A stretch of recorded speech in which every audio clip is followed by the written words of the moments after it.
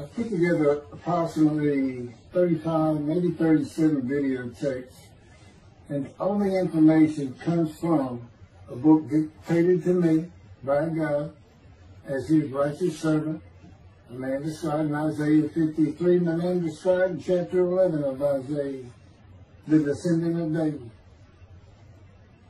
the twig from a shoot that grows out of the stump of Jesse.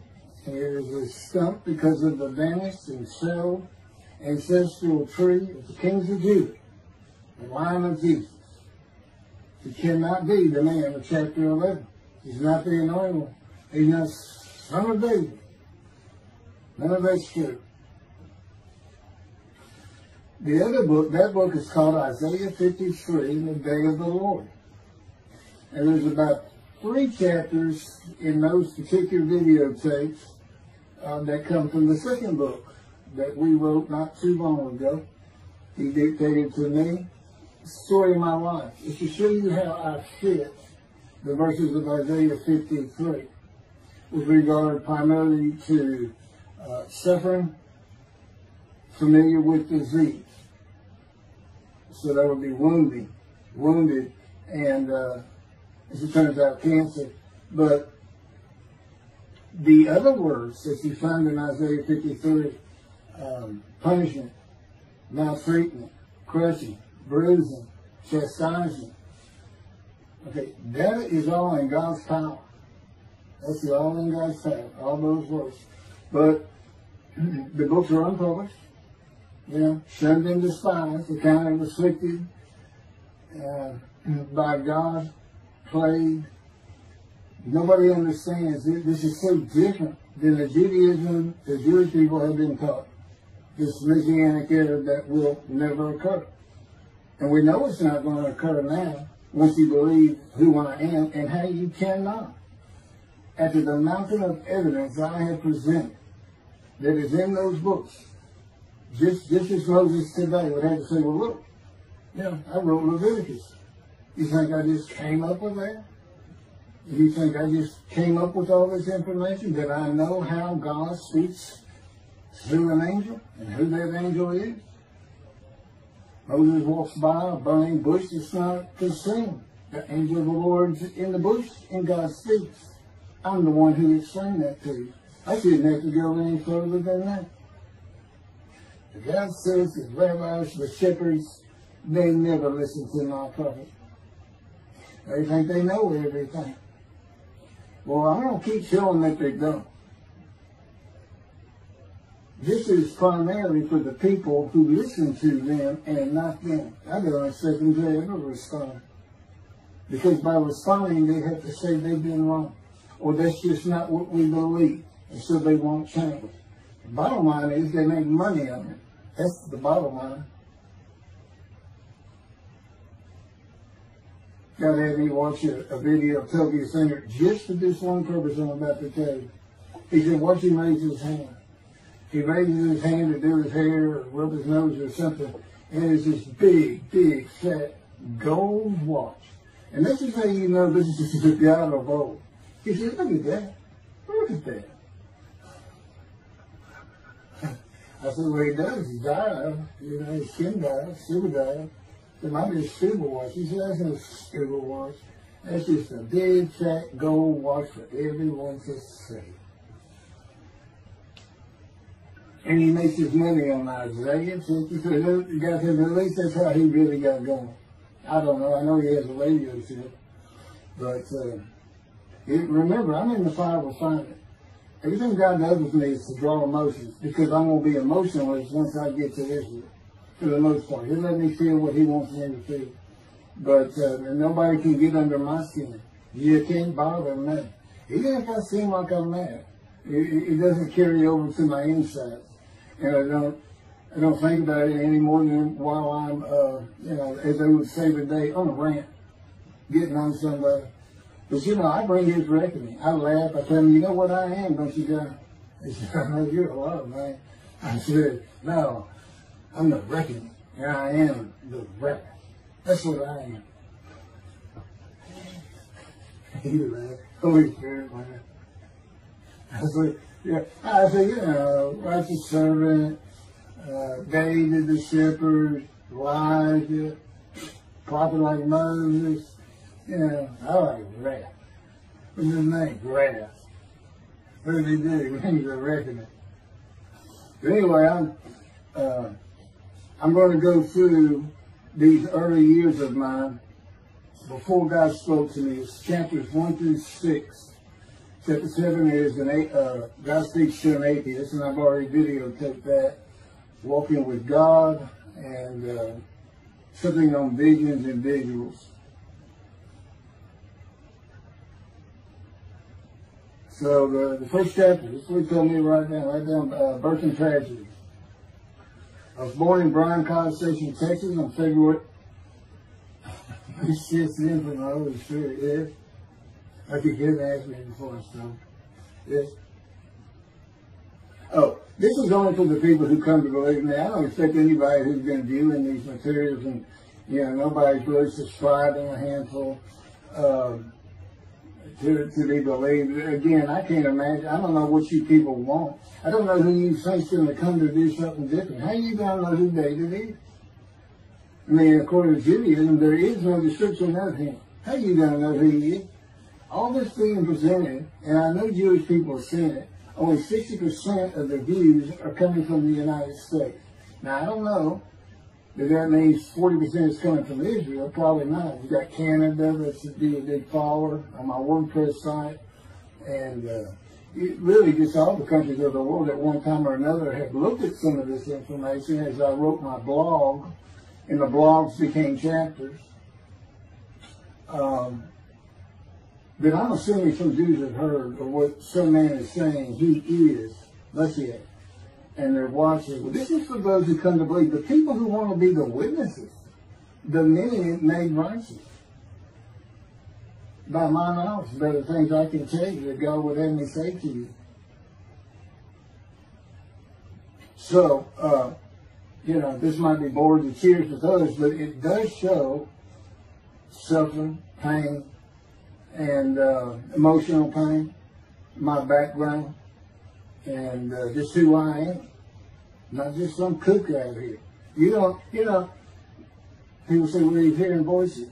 Listen, as a lawyer, I ain't even do criminal law. I've seen some of these people who hear voices. I promise you. You know that's the person who should be hearing voices when you just sing and watch it for a couple of minutes. That's not me. Excuse me. Okay, I was born in Bryan College Station, Texas on February 21st, 1957. And that's interesting because that's the year the first satellite went up. Russia sent up Sputnik, which is really 3 different satellites, and all together they were called Sputnik. That is considered the dawning of the age of the internet. Now, I've asked God, how did you select me? How did I be blessed with this and learning all these things with this crazy life that I've had? And but he won't answer me. He's John Poker, the Poker guy. He's not going to talk. He's not going to change his version or anything. Or me getting an impression that he is. And so I tried to come up with it on my own, and that is where I saw it. I said, because I know how important the internet is to you. It's the only way to get things worldwide, and all the teachings that have come through it. I didn't know, you know, I'm 63. I'm not like the young people who can just text messages without looking at them, and all that. But he's taught me everything. He taught me how to set up Facebook, Twitter, you name it. He was just say, go to your computer, do this, do that. You know, commanded it and directed to become very good at the computer and, of course, word processing. You know, I'm a regular secretary, except I still henpeck with one finger. I used to. But God says that to show you I have perfect use of this disfigured right arm. It just doesn't have muscle in it, and my shoulder showing. Anyway, I was born in Bryan College, and that's where Texas A&M University is. And my dad was attending Texas A&M when I was born. I I graduated from there 22 years later, which is a story in and of itself. So I was born premature in the 7th month of my mom's pregnancy. I was born into the world, and there were many complications. My parents were told I would not make it through the night, and they should just take me home. Mind you, this is 63 years ago. The biggest problem was that my insides had not fully formed, and it was impossible for me to take milk. Mammy, my great-grandmother, told my parents, boil rice. Feed him the rice water. It's got all kinds of nutrients and minerals in it. Dad says he threw out a mountain of rice those first few months. And it would not be my last encounter with death. So my dad graduated, and we moved to Metairie, Louisiana. And his first job is an oil and gas geologist. He looks for oil and tries to sell deals to people who can raise money to drill. He gets money up front, the percentage of production once they get their money back. That's what he's done his whole life. And I became, as a lawyer, I became board certified specialist in oil, gas, and mineral law because I had found it so interesting. As a young boy, I became interested. But he rarely had time for it. The other part, I said, okay, well, I was born when the dawning of the internet, so he's got a selection process for 57. And I come from a dysfunctional family. Lots of drinkers, lots of fighters. And on my mom, her grandpa committed suicide. It's tragedy. Earthly tragedy. In the Great Depression, he lost everything. He owned land in what is now downtown Dallas. But then when she was about 4 or 5, her mother went down to the market square in Crockett, Texas, small East Texas town. Everybody has their courthouse in the center of town, and there's streets on either side with stores. She went to the hardware store and purchased rat poison. She hadn't gotten hardly out the door when she opened it and took it herself. Died right there on Main Street in the middle of the day in a little small town. I don't know how long that would have been. My mom's 85 or 6. She was 4 or 5, almost 80 years ago. So I'm sure it was quite an event. And her dad took her and her sister's about 2 years older, to Metairie, and not Metairie, to someplace in Louisiana. But could have been Baton Rouge. And her father became an elevator operator. And you can still find this in Houston when I was at law school. I went to law school downtown Houston, but South Texas College of Law. And at the courthouse, they would have somebody sitting in there on a little stool and with a lever and take you up or down, take everybody up or down. With all the lawyers coming in for the court cases, it was packed. I'm sure they've done away with it by now. But that's what he did. And they found him one day or night. He had taken out a pistol, he shot himself in the head and killed himself. So now she had suicides on both sides of the family. And her father's brother took the 2 girls in. He actually adopted them. And she was about 10 or so, I believe. She's with him out in some shack in East Texas. And, there's not even fun in this place. And he took a shotgun. And I'm sure he'd been drinking there all known for it. And blew his head off right in front of her. I mean, that's all the circumstances I know about it. It doesn't sound like a good scene at all. But it scarred her for life. Okay, we've been taking care of her from the get-go. My father amazes me to no end. What he has done to care for her. See, they knew that was his sweetheart. Eventually, now at 10 years old. That's who he married. And they're both from Crockett, Texas. Small town people. I still take care of them. They've taken care of me for 10 years. Got to me from society. He made me quit law. terminate my law license in Hawaii and Texas, and took me into poverty. I've been in poverty for 13 years until I just now filed for Social Security early. But I give them more than 90% of it to make up for everything they've given me for 10 years, 13 years. While I'm in God's fire of refinement, learning everything I need to know. And I have learned much. There ain't any question.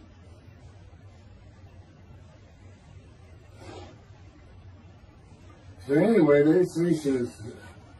There's 4 suicides right there. So the thing that tells you, you know, it's a tragedy of losing your entire family in the Holocaust, and you're the only one left. It's not like that. But God says, I just got things as close as I could. He says, I put you in the womb to deceive you, really for just one reason. Well, 2 reasons. One, it makes you identifiable. But it was so people would pick on you. I wanted people picking on you because that's what happens to young Jewish boys. Just for being Jewish. Just for having a deceivement. People will pick on you. I told him since, I don't even really recall many people saying anything to me. He said, that's because you look like you crawl all over them. They did. And I did. I was always just say something, anything. It's just the way I was just angry inside. And God's taken all that away. But I can still go on a good man. But, and then my mother in the 60s, young people may not know this, that's when, you know, the Woodstock and marijuana, LSD, everything started getting big. And at the same time, doctors were just handing out pills left and right. Valium, painkillers, Percocet, you know, just asking for it. They would write a script. And I know today they put a lockdown on that, but she got heavy into it and drunk all the time. I had to come from school and stay with her. And she became such a different animal, a different person when she drank. She became a little girl. You know, maybe your mom act like that and slobbering and, you know, going there to be Valium dripping out of her mouth with bottle of booze by her. So it was an ugly scene. And so I came from a dysfunctional family, so I think God wanted that. And He's there with me from my first year to make sure that I live a life of suffering. He orchestrated many of my wounds. And He's taking me back in vision to see these things. And His visions is one thing you don't pick up in the Bible. When I say Bible, I'm talking about the Jewish Bible, the Hebrew Bible, but not, unless I say otherwise. Which is like when God says, my peoples. If He just says my people, He's talking about the Jewish people that says, I mean, He may say the peoples of Moab, or just by the context, He knows the son to another group. But that comes up all the time. So, to add to that, she tried to kill herself a few times. And when I was 10, my dad was at a Texas A&M game in Dallas. And I know it was 1967, so I was 10 years old. So I'm very familiar with that particular game. It was against Bear Bryant and Alabama Crimson Tide. And he had coached at Texas A&M. So, as you can tell, me and my dad are big Aggie fans and football fans. But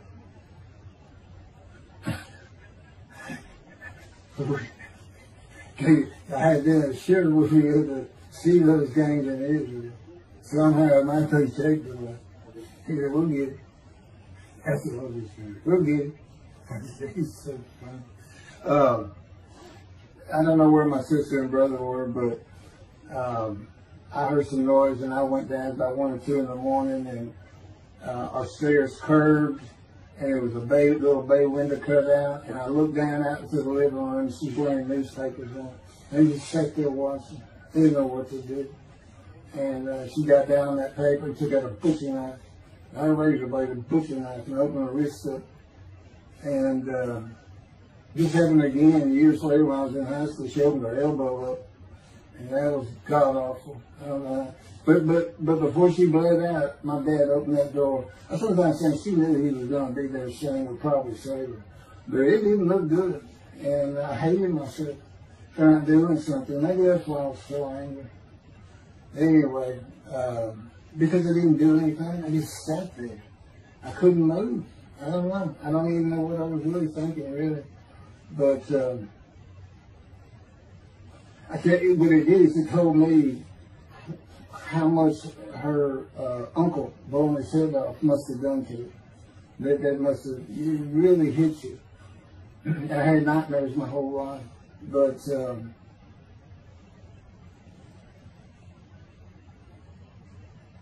I was 16 when she did the thing with the knife. But you know what? My dad finally got her. He got her the best psychiatric care in Houston, Texas, and that's big because we got a medical center that's renowned throughout the world. And they put me back together many a time. And she never did that again. And the amazing thing is how different she is in her very advanced old age.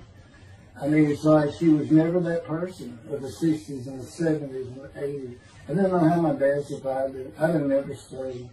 I'd have taken the kids and said, try to find us. But he's not out there. I've never seen two people who love each other so much. It's crazy. But anyway, I was married for 20 years and we weren't like that at all. I finally divorced for irreconcilable differences. Okay, my first major surgery when I was 2 years old. My first surgery. Up above here, I have a star. I had my first of many surgeries. Been born without my right pectoral muscle, small shoulder, wielded arm.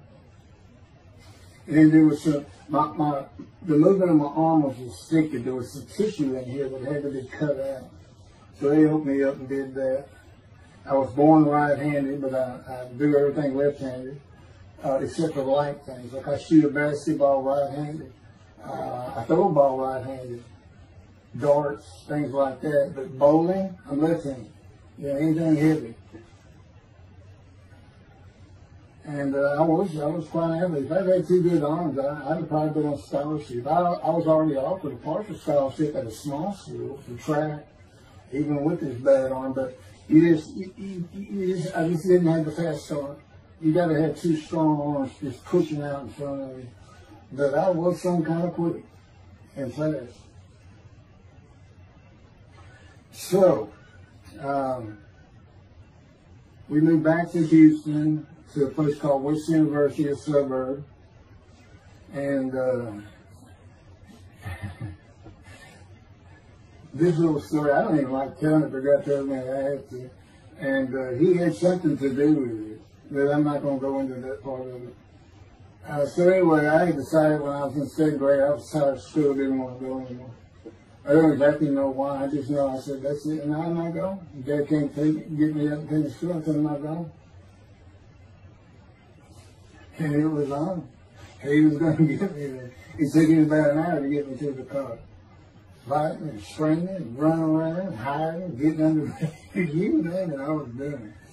And anyway, he finally gets me to the school, but he's too tired. He wasn't even going to try to get me out of the car by himself.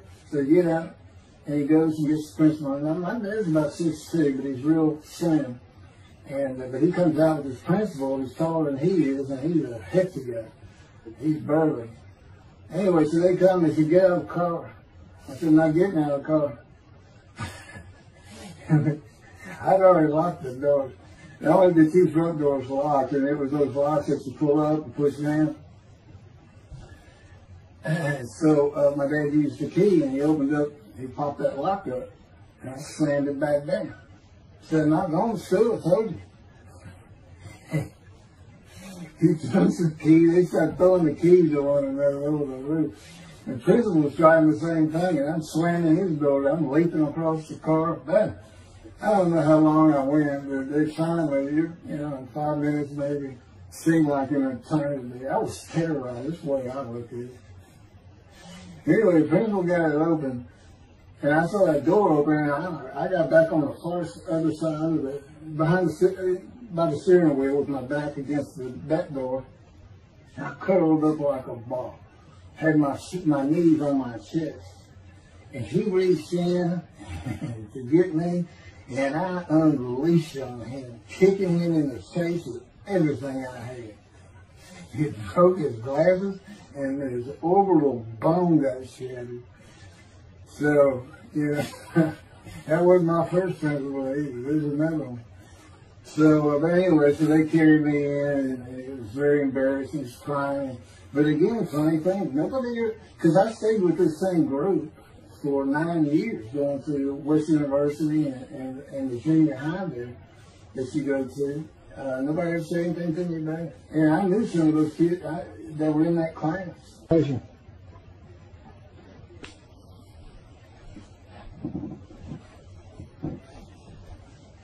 My camera only goes for half an hour. I can see on the screen that I had point going me that when it runs out, I have to turn it off and turn it back on. But anyway, that ended my fight with my first principal.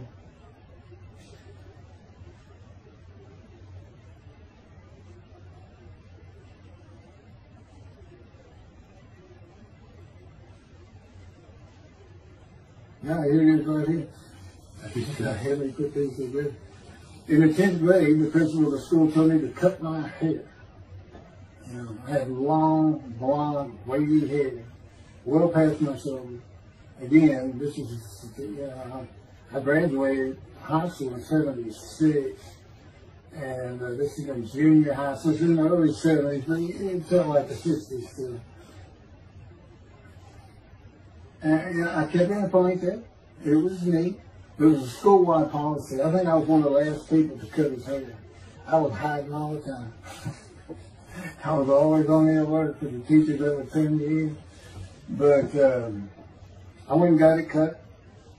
I told the barber right at my collar. Sat there in the city, cut it right at my collar as I was instructed to do. And then I was commanded to return to the principal's office. And so I presented myself to him. I sat down and sat in his office, and he gets up, walks behind me, and grabbed me by my hair, back of my head, and jerked my head back fast. And said, "It's still over your collar." Now, I don't know if I did a backflip out of that thing. I can't really recall. But what I do recall is it took 3 people to get me off of him. And I was permanently expelled from school. Which ended up me leaving home.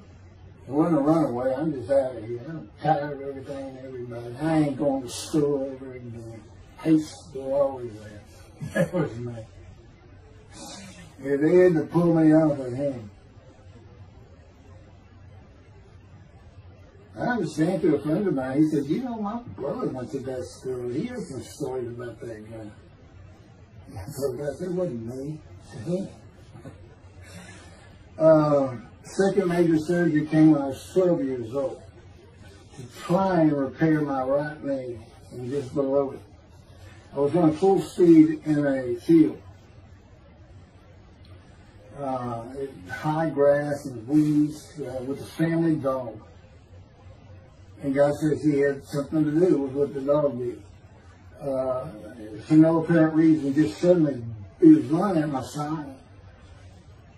And he just bolted, he just stopped going straight to the heart of the left and went right between the legs.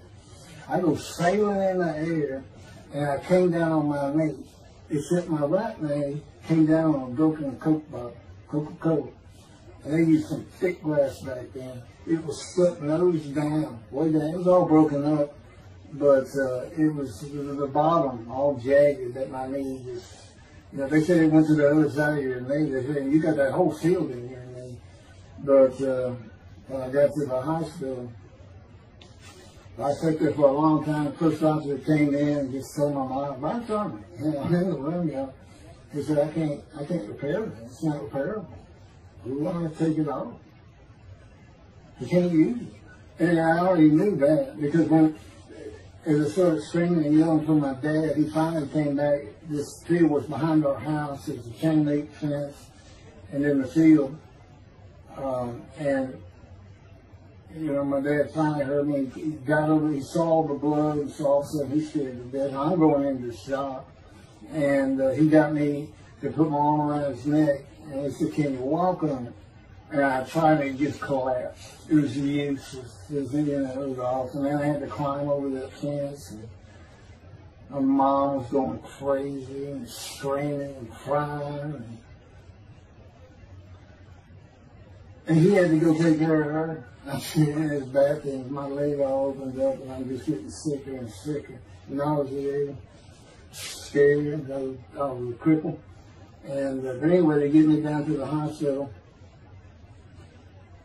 And just, like I said, first I was really just like, you know, what to do. And just right then, and God said he knew he was going to be there. This doctor walks by, and my mom recognized me. And she goes, Dr. Kane. And she runs out the door. Well, this is Dr. Kane. Her nanny that I mentioned earlier, in her old age, very old, maybe in her 90s, I don't know, late 80s, but living with her sister, broke her hip. And this doctor repaired it. This is a long time ago, people. Repaired it, and she actually walked again with a walker. I remember. But that's who this doctor was. And she said, my son, they're going to take his leg out. You've got to come look at it. And this Dr. Kane actually became the medical doctor for the Houston Oilers. He repaired me and then before and after me.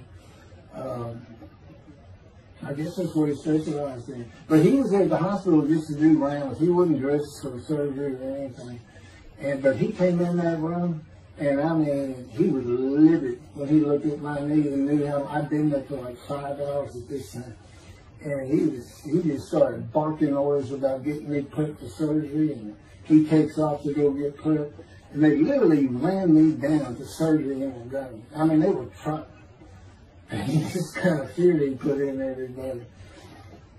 Anyway, I was in the hospital for weeks, and I woke up with my leg. I was glad of that. They had a cast in my hip to my ankle. And he told me, when I finally was being released, he said, if you put any weight on that leg, you'll never walk again. So, I can't remember, 6 weeks, I don't know how long it was that I had that cast on. It wasn't my first cast, it wasn't my last. Well, maybe it was my first, but it wasn't my last. You know, so we're not getting very far. There's 6 chapters, I'm barely getting to the first one. But what I'll do is I'll just do 6, just like I did with Isaiah 53. I did 6 or 7 videos, 7 I thought, but then I joined them all together and put it as one video, the Senate commentary of Isaiah 53, which comes straight from God, by the way. I mean, you can contest what I'm saying all you want, but it makes perfect sense. For the first time, Isaiah 53 is explained. And how did I become the smartest religious Jew in the world who can see that? And what the wounding and the punishment, everything's about, and how it's really, in some ways, a snare for the Gentiles for the day of the Lord. Because he knows he can take me and just decimate any argument they want to put forth. You know, in particular, I'm blemished. I'm the Antichrist. In that I am the exact opposite of Jesus Christ. Okay, he's so smart, he was keeping synagogue at 12. Supposedly he was a perfect, beautiful man. I'm just figured. Now, I'm not bad looking, but I'm not, you know, I'm not Brad Pitt or anything. Anyway, it's sin, you know. I wasn't a visual sin. I was a good person. I was good to other people. I was very compassionate. I said there was already a lot of humble in me. I didn't laud myself and the things I could do over others. You know, like being the fastest guy's top 5 at school and the fastest in the neighborhood. You know, I didn't brag on myself. But as he took me back through my life and informed me when things were sin, it just seems like I touched on all of it.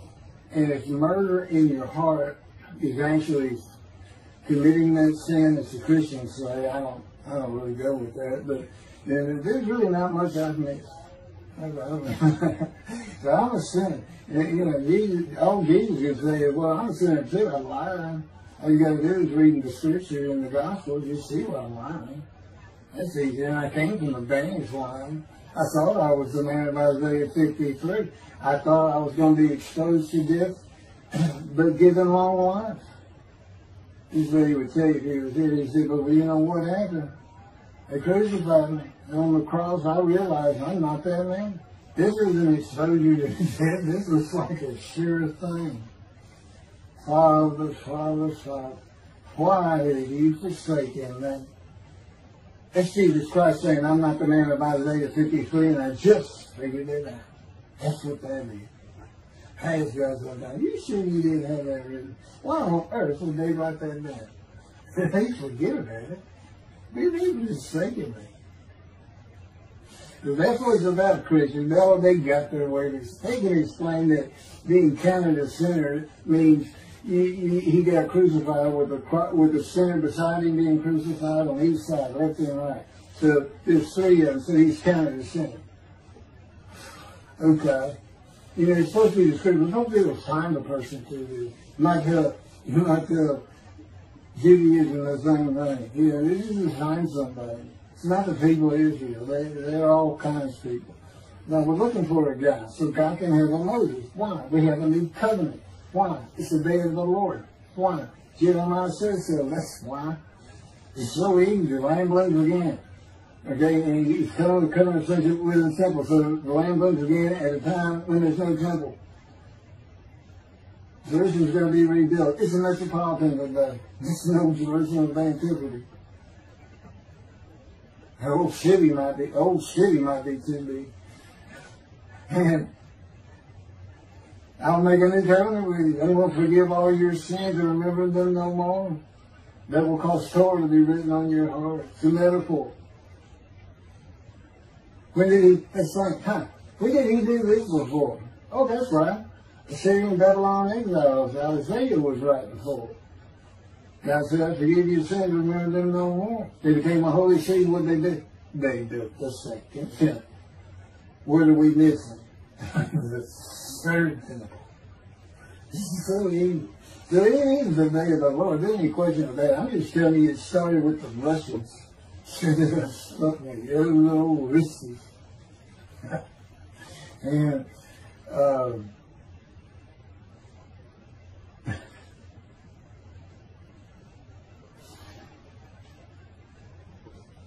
he's bringing the covenant, but he's got to have a Moses. He's a sinner prophet like Moses. So he's saying it's Joshua. No, it's not.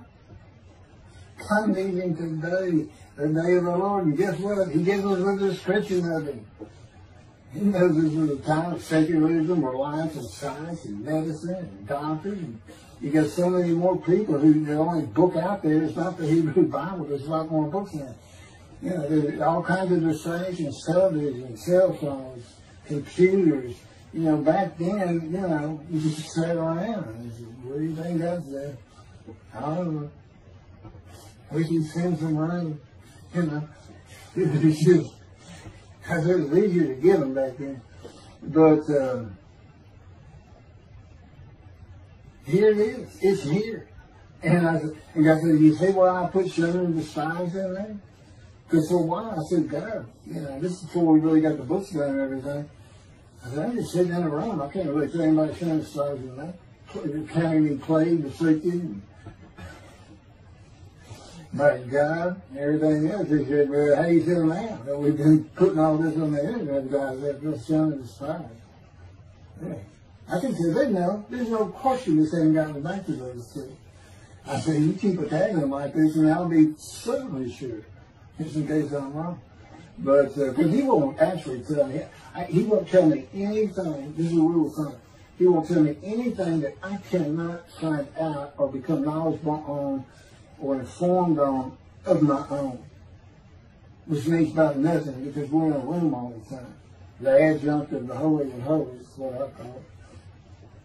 I live in the Holy. I'm like the priest who can go, the only person who could go into the Holy of Holies was the high priest.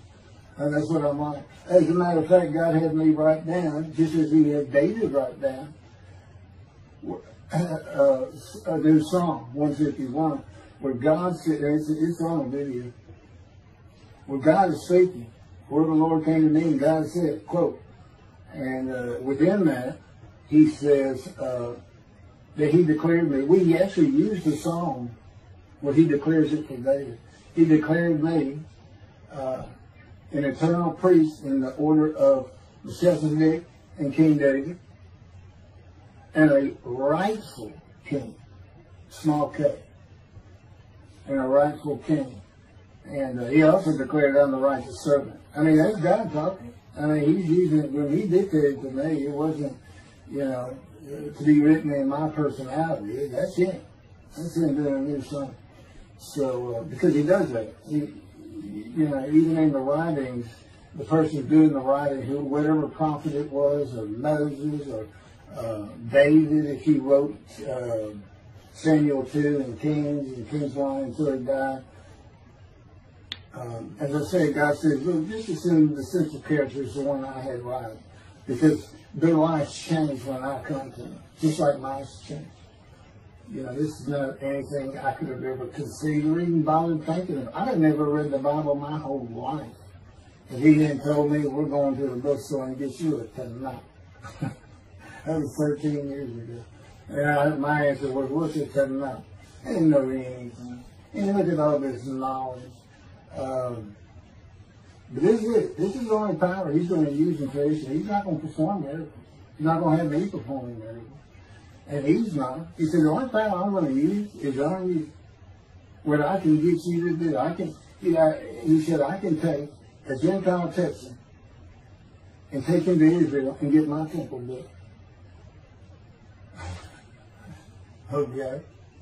He said, because that's what you say to God all the time. Okay. And one night, I hadn't even read Isaiah 53. He didn't come to me and just say, offer yourself for guilt. I crushed you with cancer. It was me that did. That's not, I wouldn't have known what he was talking about. We finally get to Isaiah a couple of years later. He said, keep reading Isaiah 53. Is that okay? And so I read it. I said, okay, finish it. He said, who do you think that is? I said, I have no idea. I can barely read it. I didn't know what it's saying. I said, I think these two verses ought to be up here. I said, you sure nobody mess with this thing? He said, nobody mess with it. He said, just that I got Isaiah right. He said, that's you.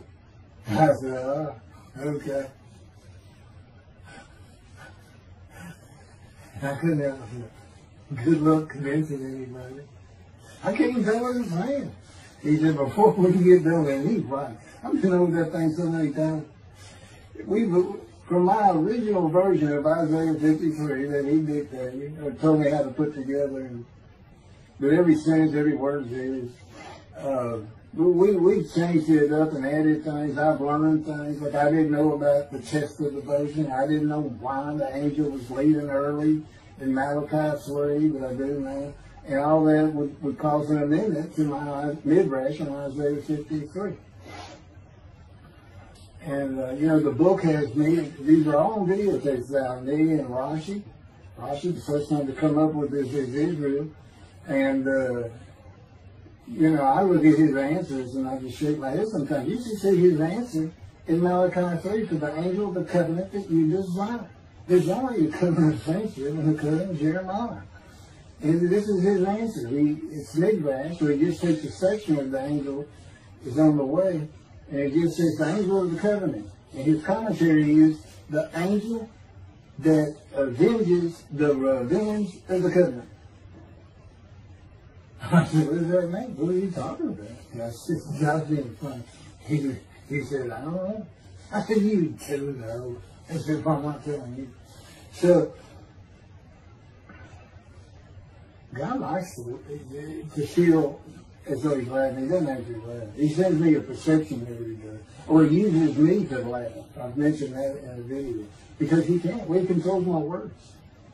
I learned that in walking with you. Just one day, I'm talking out loud as we go. I'm discussing man and divine beings as though I had a sermon I was giving or a speech to somebody or a seminar. And I'm rolling, and I can tell he is really making this thing rock. He's taking it from here to here to here. And we're going. And I'm going. And all of a sudden, I use a word or a couple words that I simply don't use. And they're not what my mind was even thinking of. They just hang out. And I just stopped. I said, did you do that? I didn't even say, hey, did you just make me say these things? Because I knew he knew. I said, did you do that? He said, I did. I said, as long as he did it, I did. I said, okay. Anyway, that's where it all started. Now I know.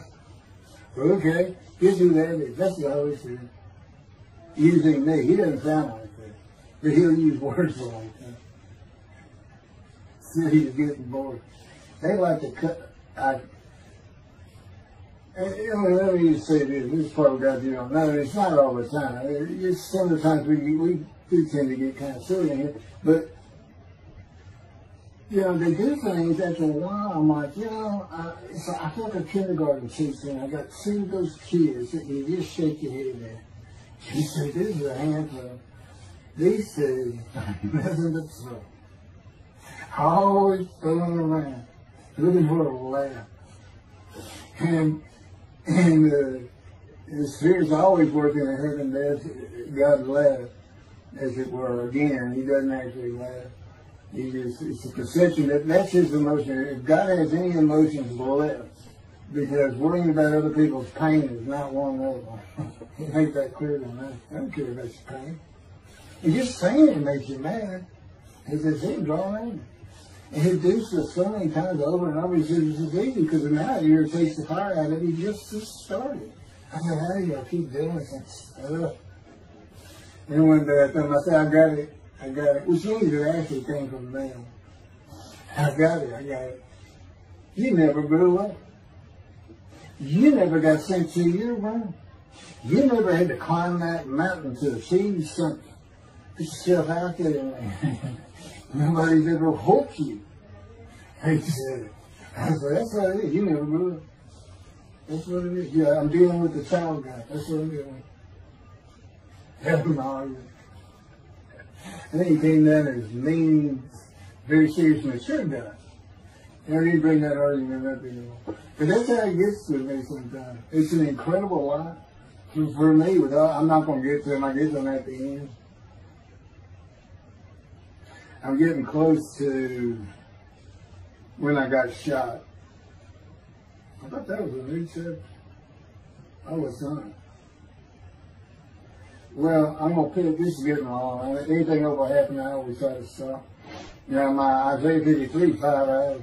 But, yeah, I should watch it all at one time, of course. He doesn't hardly let me watch it. Yeah, I don't even watch them before they get posted. He said, no, you watch it later. Because it comes on the TV that he got me. And I didn't know at the time it was going to be, you know, that he was serious about doing videos. And I certainly didn't know about making it a backdrop. He decided everything. Yeah, he tells me when I eat, when he gets up. I don't sleep probably at all, 2 or 3 hours a night, and sometimes less, and take a half hour nap sometimes. But I found out I feel fresh. Yeah, I don't need that much sleep. He said, you're not really doing anything. Why do you need a lot of sleep? You see, that used to make me mad. Now it is later. Thank you very much for listening. I'll pick this back up on another video, and eventually I'll put these first 6 chapters, just like I did Isaiah 53, because it's a book that he dictated to me. I can't get it published. I'm going to put it on YouTube. That's why I'm reading it. And as I said, if you don't want to listen to it, don't listen to it. But the information that's in these books and in those videos is, that's not proof. And quite frankly, God said, if that's not enough for them, well, that's just too bad. Utter destruction is what they end up getting. They better learn how to listen to proper. See, it's no different than the people back then. They'll say, well, why didn't they listen to Isaiah? Why didn't they listen to Ezekiel? Why didn't they? They laughed at Ezekiel. That's what Rashi said in his commentary. I didn't know it was laughing at him, but just ignored him. Yeah, everybody thinks they know it. But in any event, I do know there's one chapter we haven't put in there, and that is recognizing a prophet in a time. It says Moses vouched for Joshua, so he didn't have to be tested. And the problem with all that is, and I think why God hadn't had to put it on video, is that they're looking for a seer, somebody who can see the future. You see, that's antiquity. And that's not what you're looking for today. This wasn't a seer. And none of the prophets were seers. They just wrote down what God told them to write down. God's the prophet. He's the one making prophecy. And what he does, he doesn't actually just see the future. He walks it through. He says, okay, right here is when they're going to send with the satellite. This is where humanity will be at that time. He can walk it through in his mind. As I mentioned, his eyes, he doesn't have them. It's just his absolute knowledge of all things. He can form a picture of this frame. Me, it's in here. He knows every atom of my body. And it's like he does a vision for himself, a visualization. That's what I call when they put pictures in my mind. He just, and he puts it into the spirit's mind. And they're both within it. You know, the big cloud that just came down. If you're sitting in a room with me, it envelops you. But it engulfs me, it goes through me. My little spirit cloud becomes part of the big cloud. That's why God is in his spirit. Here's the elements of spirit, here's the elements of God's presence. His mind. Two clouds, they just come together, they can be together. Okay, God's still one. He created the other cloud. And then in this room, filled with them, my little spirit is like a little cloud that just came in and part of it. That's who I am. That's the man divine being. Okay? No, it's like nobody's really expecting it. Well, maybe it's because you didn't know these things. And now I get to see them shunned. Shun means I'm not looking at that. It's not like a coup. We by faith, by the fundamental principles of plan baptism, the talent, from his diagnosis of the talent. Once you leave your own, once you throw the talent out and learn some new stuff, once you get out of antiquity, every religion has an end times like that. Every religion ends up with utopia for its people. Everybody. Well, don't be like everybody. You're the Jews. Let's get practical. Let's have God in our midst again, in a man like he was in Moses. Let's point at him and tell the Christians that is the man of Isaiah 53. Here's what it's about. God said he's coming back. He told us, we're not waiting on him like you. And he said when he was coming back, he false prophesied 5 times. He ain't coming back. He wasn't who he thought he was. He told us on the cross. I'm not the man of Isaiah 53. He tells us. What else was he doing? Why did you say I'm about to die? What do you think he's stopping? What do you think he's thinking about? You're not supposed to die. He thinks he's the man of Isaiah 53. So do they. It's mind-boggling because I'm the man. And there's nothing about me that says Jesus Christ. Nothing. You should hear me cuss God. I cussed him trying to die. I've begged for death 1,000 times. He said, it's not been 1,000 times. I said, it's been hundreds. He said, well, that's true. You have cursed me more than any man in the history of mankind. And he said, and you did it face to face. And I said, you should have made me so mad. He laughed, y'all. He laughed. When I'm cussing him, he did make somebody, and they, oh, you're kidding. That's the way. He gave me his perspective. This is what I did. It's a key. Imagine you created ants. And ants are living beings. In other words, they can think and they have emotion. Okay, you get a great big ant farm over here in the room. Okay, you decide you're going to get one ant to get all the other ants to do stuff. But you got to get him ready. And you get him ready the way I'm getting you ready. Now, he's magic. Right? How big he is? He is. Now, magic. I'm always laying in the bed. I got a big table. I got a microwave on. I put my computer on. I got a big fan I like to have on. And he said, look over that table. Now imagine that ant got loose. And he is pulled up. And he is sitting on the corner of that table. And he is giving you the what for in ant language. I mean, he's going. And he turned around and shaking his butt at you. And he's cussing. And all this. And all you got to do is go bump. And he's gone. That's the best funny and it is, and that's how you know, that's what it does to him with me. You know, the spirit riled me up. I call him the troublemaker. Trouble. He's so funny. But God's so humorous. There's a difference in their humor. Okay, that wraps up. Until that does wrap it up. I'm gonna pick up a gunshot. I guess it was fortunate accident to my knee. They ended up opening me up and swinging my breast and my pelvic bone, and now it's been 3 times. And eventually, you know, the lung cancer and colon cancer and skin cancer. But the lung cancer is when they told you should have died from colon cancer. He said, but this is it. We can't treat that.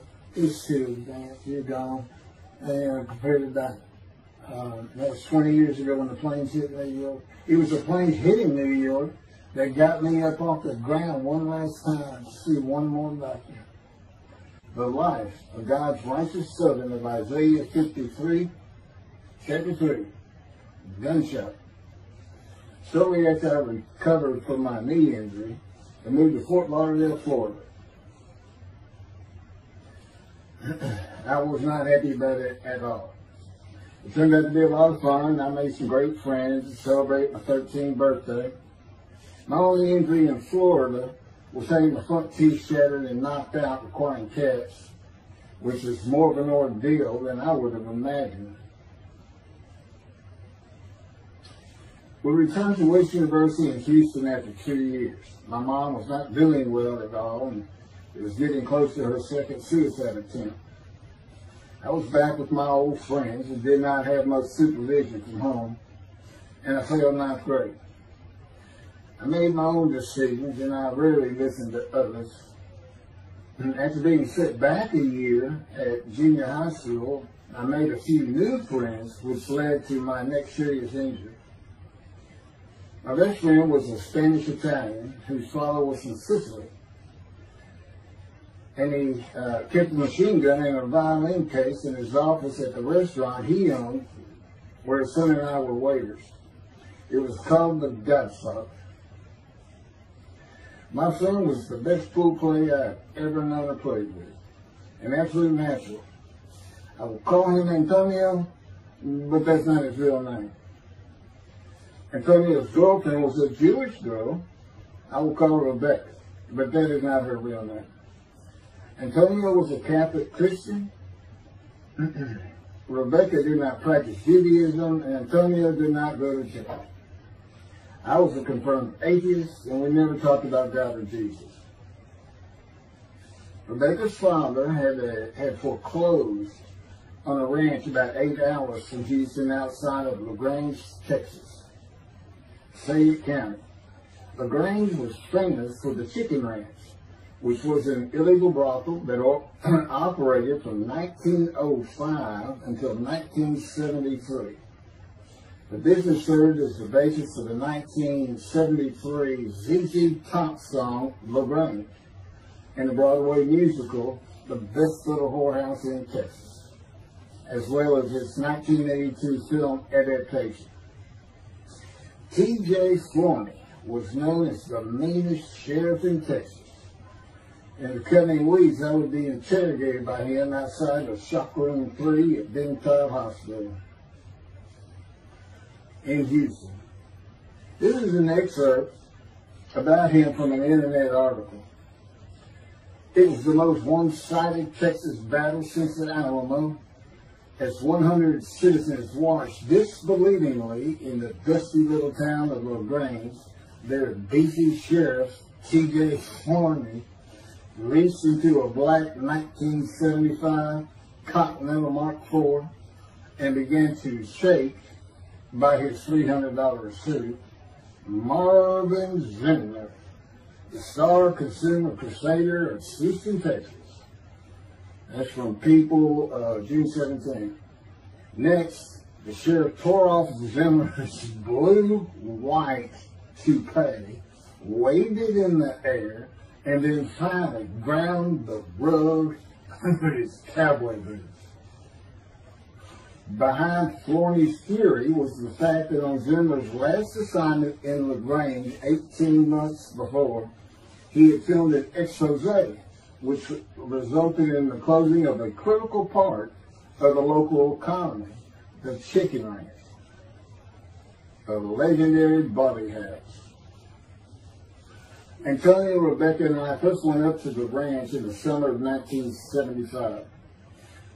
It was a small ranch house and small lakes with horses roaming around loosened pastures. We decided it'd be fun to try and catch one of those horses and go riding. The next time I went to the ranch house was in Rebecca's father's Mercedes-Benz. Two-door convertible Mercedes-Benz. I sat on the hood of that Benz with a lariat while she tore through fields trying to run down a horse for me to rope. The horses could turn too fast, and we never got close enough for me to rope one. What we could and did do on the next trip was bring guns. A 30-30 rifle, shotgun, and two 22 caliber pistols with holsters. As the backdrop, Antonio and Rebecca had broken up as boyfriend and girlfriend, and her attention had turned to me. I did not believe that caused any friction between Antonio and me, but it should have. It did not seem to be a source of animosity of Antonio towards me in any event.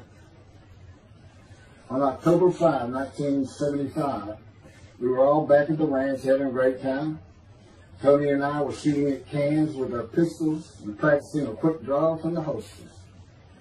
We were standing shoulder to shoulder, about 3 feet apart, and he was a little forward of me.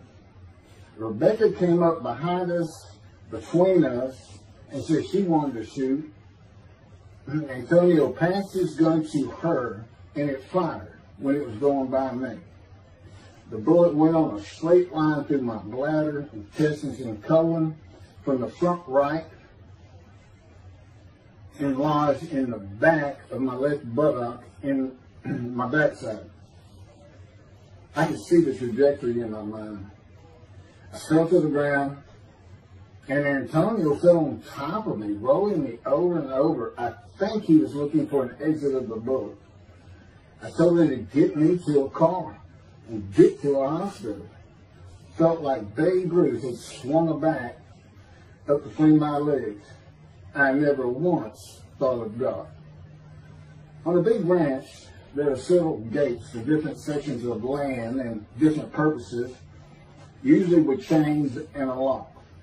When we got to the first one, I told Antonio, drive through it. I told him to ram it. I knew I was dying, and all I could think of was, you had got to hurry. I didn't panic, but I had never been so afraid and had never felt fear like that again to this day. Sometimes I think I have forgiven Antonio for accidentally shooting me, but I have not and cannot forgive him for stopping at those gates. I'm still mad about it. I was seriously angry at him. We got to the LaGrange Hospital before noon on a Sunday. They had to call the doctor to come in. I asked the nurse for something for pain, and she told me my vital signs were too low. That if she gave me a shot of morphine, I'd drop dead right there. It would kill me. No pain medication. The doctor came and looked at me and said there was nothing they could do there.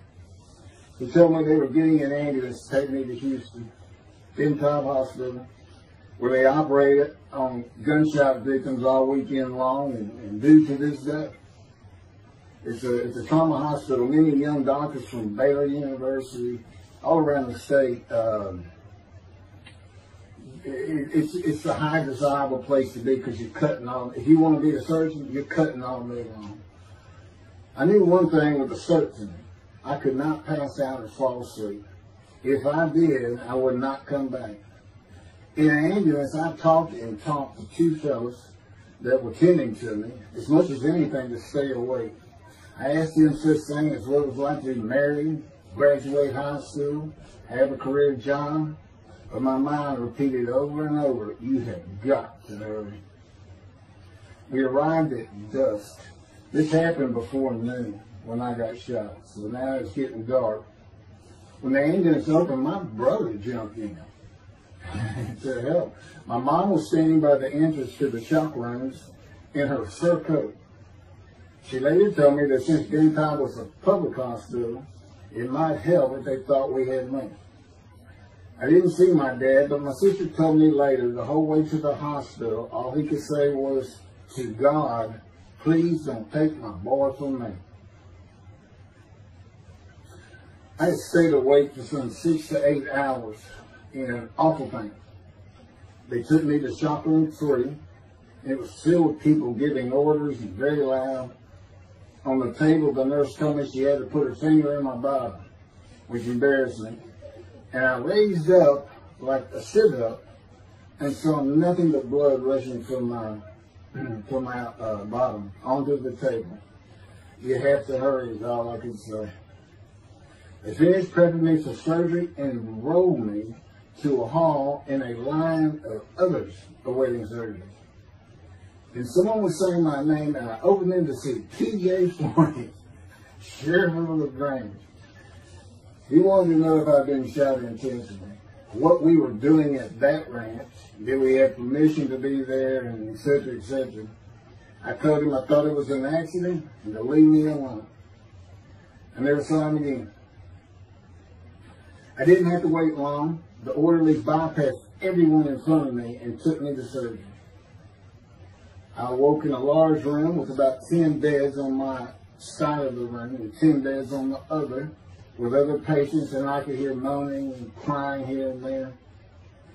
It took a few moments to remember what had happened and why I was in there.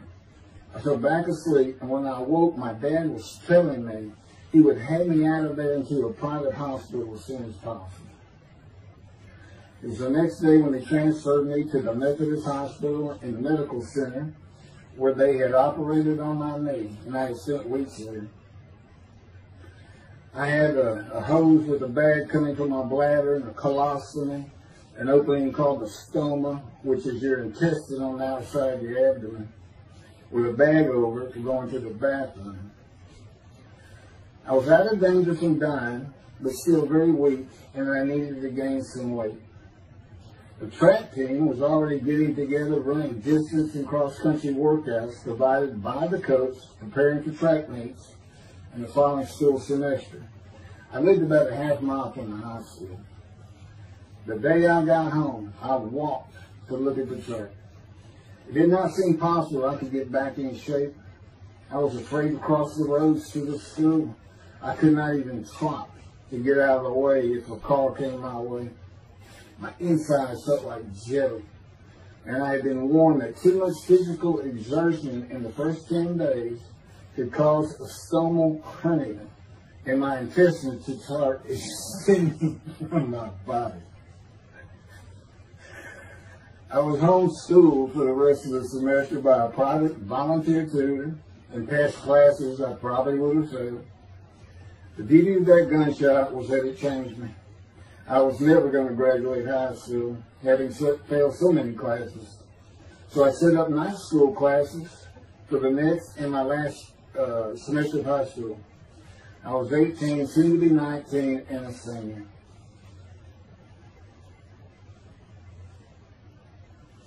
Chapter 4, College and Law School.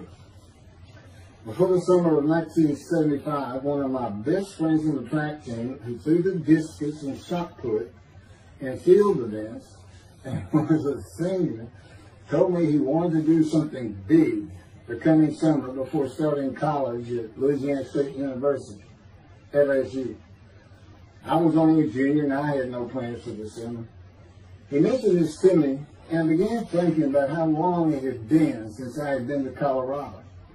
My father, who had really good years and many so-so years, depending on how the oil and gas industry was doing. And when I was in junior high school, he had sold some prospects, had completed a few wells, and had purchased a condominium in Pagosa Springs near Durango, Colorado. My friend's name was Keith Miller, and I called him Miller. He had given me the name of Say Babe. At one of our night track meets, I was running the 330-yard low hurdles, and the last turn was behind bleachers where the officials lost sight of us for a few moments. A runner 2 miles less veered out of his lane into mine and took my hurdle, and I had to slow down and go around it, yelling, "Hey man, that's my hurdle." I wasn't happy. I do not remember how Miller knew what I had yelled, but he was probably on the football field inside the track working on shot putting biscuits, watching me run and hurting me. I did not really know him very well at this time, other than he was a popular senior who knew everyone, in stark contrast to me. On the following Monday, I was walking down the halls between classes, and coming in the other direction was Miller, though I did not see him. Then as he was passing me, in a loud voice, loud enough for everyone in the entire hall to hear, I hear, "Say, babe, that's not her." Hence, say, babe. That began a really good and fun friendship, and I got to know the class I should have been in if I had not failed ninth grade. And because I was Miller's friend, I was immediately accepted by anyone he introduced me to. I found out about 40 years later on Facebook. I looked him up and we friended that he's Jewish, and particularly because of his brother. He's got an older brother, and they look just alike. They live up in Oregon. But I did not know that. It's not something we ever talked about. Just didn't think about it. I'm sure he wasn't observant at the time. I told Miller about my dad's condo and suggested we plan a trip up there to backpack in the Womanichi wilderness of the San Juan National Forest. I had hiked there while in junior high school with a friend and his little brother. I had a driver's license in my second year in the ninth grade. The prominent 13,000-foot peak is 10.7 miles from the town of Silverton, which began as a silver mining camp in 1873, and that is where I plan to take Miller.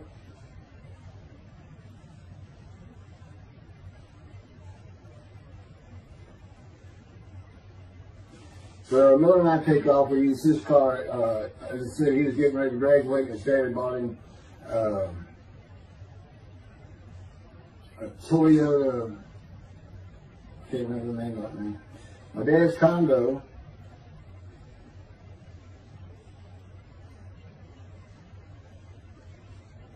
is about 60 miles from Durango, where a train depot is located that runs a train through the Womanichi Wilderness to Silverton. The train is an authentic, narrow gauge, steam-powered, coal-fired, scenic railroad train ranked one of the top 10 scenic railroads in the world. It's something else. It stops twice in the same places to let off and pick up hikers and backpackers in the Animas Canyon of the Womanichi. At top speed of 18 miles per hour, it takes the train 3.5 hours to travel the 45 miles from Durango to Silverton. Oh, here it is.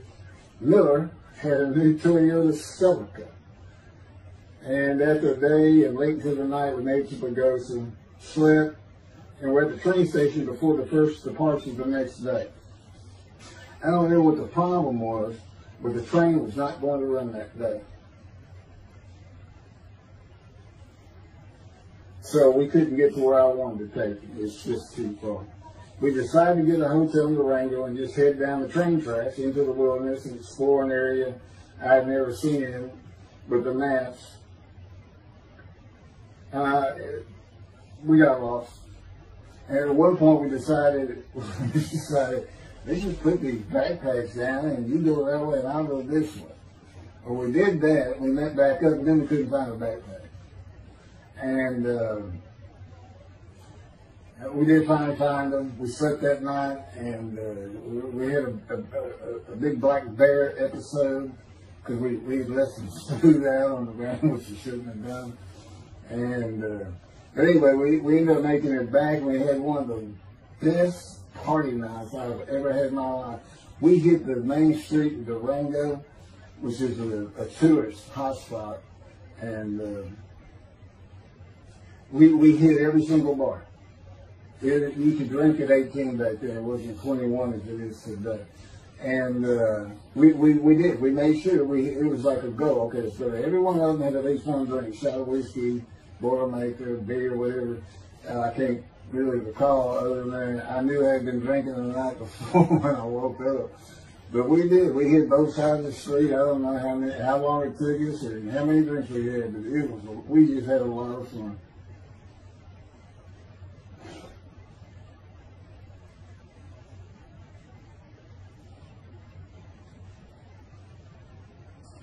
Okay, I'll be coming to chapter, well, I guess it's 4. I don't know. I thought I was coming up to the cancer story, but this is different. This is getting into alterations while it's through.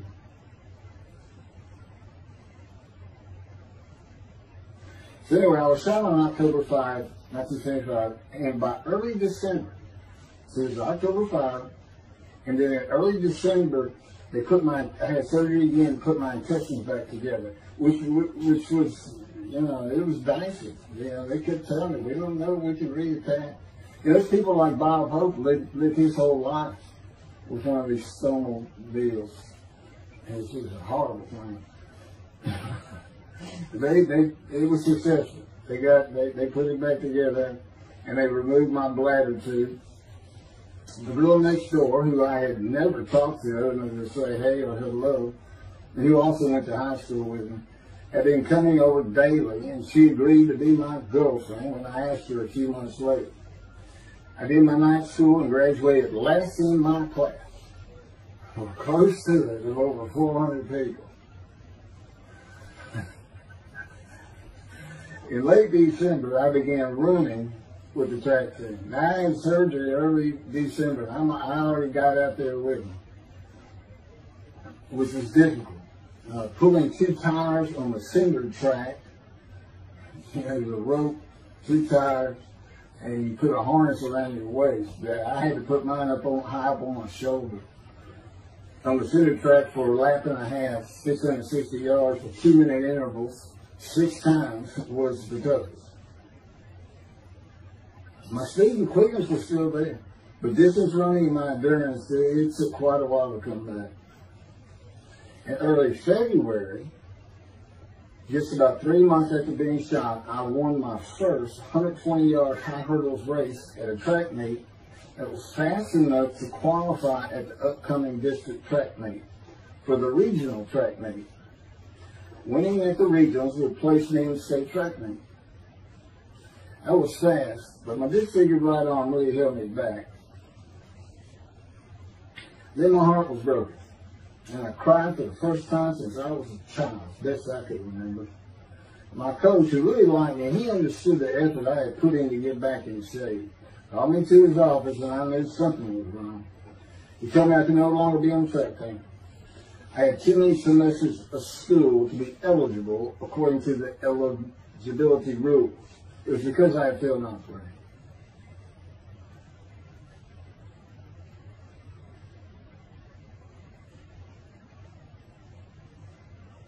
And of course, I had no one to blame but myself.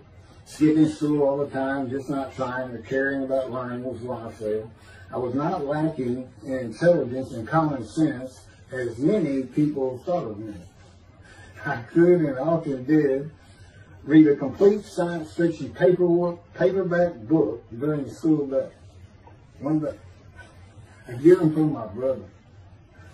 I just sat in the back of each class and read my book, and the teachers always left me alone. I also was suspended from school a couple of times for fighting. First fight was in the gym in the bleachers, with the principal on the floor telling us the do's and don'ts for the second semester of the 10th grade. This is 2 years before I was shot. I found out he already knew me by name, and I had never talked to him. The second fight was with the same guy, but this time we took it across the street from the school.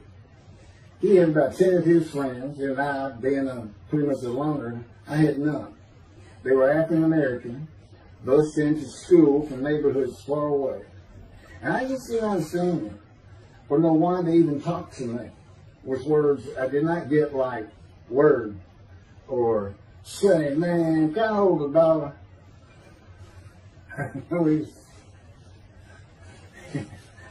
That is what started the fight in the bleachers. I hear from behind me, and one stood to my left, saying, man, can I hold $1? I turned around and just looked at it. And finally said, I did not have $1. Over with the principal, I undid my ponytail. My he's sitting right behind me, and I'm well aware of that. And I brushed my long blonde hair and then reached into my pocket for some chapstick for my lips. And I pulled my hand out with the chapstick. Turned out I did have a quarter. And from behind me, I hear, "Say, man, you said you don't have no quarter." To which I replied, turning around, "I don't have a quarter for you." The next part's kind of hazy. But I do know I grabbed him by the front of his shirt and threw him down the bleachers onto the students sitting below me. That is when the principal yelled my name and told me to go to his office. The next day, the guy and his friends were waiting on me when I got to school, and we fought across the street. The principal told me not to get into any more fights, and this is what I got suspended for. I remember being in, after my suspension, being in the men's room smoking a cigarette in a stall, and a group of African Americans came in, and they were talking about the fight. What I remember was hearing, "That white boy went Muhammad Ali on him." My favorite fighter. I even saw the Ali-Foreman fight in Kinshasa there, live in Amsterdam in 1974. And some of my best friends in high school were African Americans, mostly on the track team where we could get to know one another. I still had run-ins with the general population of the African Americans, who everyone just called blacks back then. I never used the N-word and thought they would help themselves a lot if they stopped using it. Mostly I think they were angry at being bussed in from neighborhoods far away. In fairness to them, white kids did not seem to like me much either. I looked young even for my young age, and with my long hair, about 6 to 8 inches past my collar, I looked kind of girlish, and many people said that to me. One day a friend of mine told me what it was to him. You never smile and seem to be very angry. Like if someone looks at you crossways, you're going to come after them, daring them to say something. Like you want to fight. My next suspension for fighting began in middle shop, and it was all my fault. There's not a big deal with that.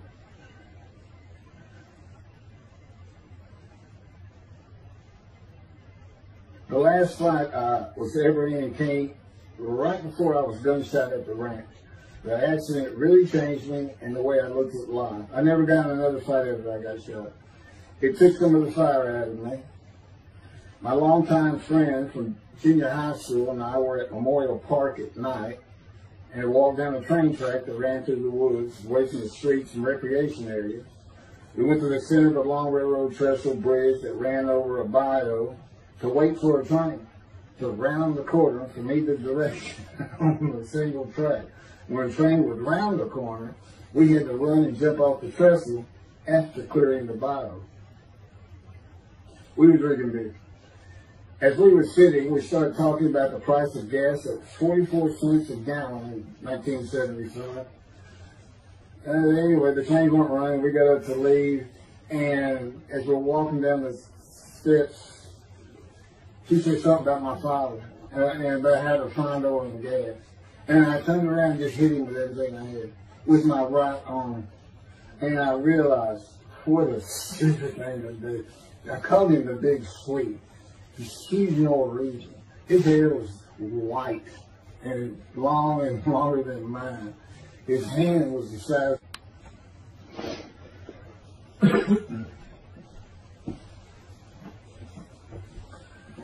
And I had nowhere to run. That was a really dumb part of it. I mean, I couldn't move. I couldn't use my quickness. I couldn't box as I had with the fellow across the street.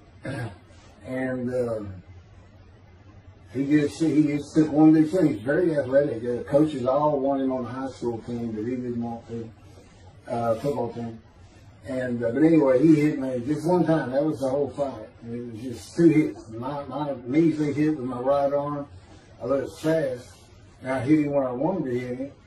Well, I say that. I didn't even think about it.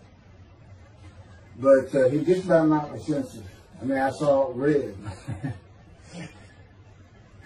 And So anyway, that was it for our friendship. We just, although after I got shot, he and I got back together a little bit, but by that time I had met Denise next door, and I wasn't going to be going out drinking beer at the festival anymore. It was going to get serious, and that's when I set up my night classes and everything. Her big sleeve.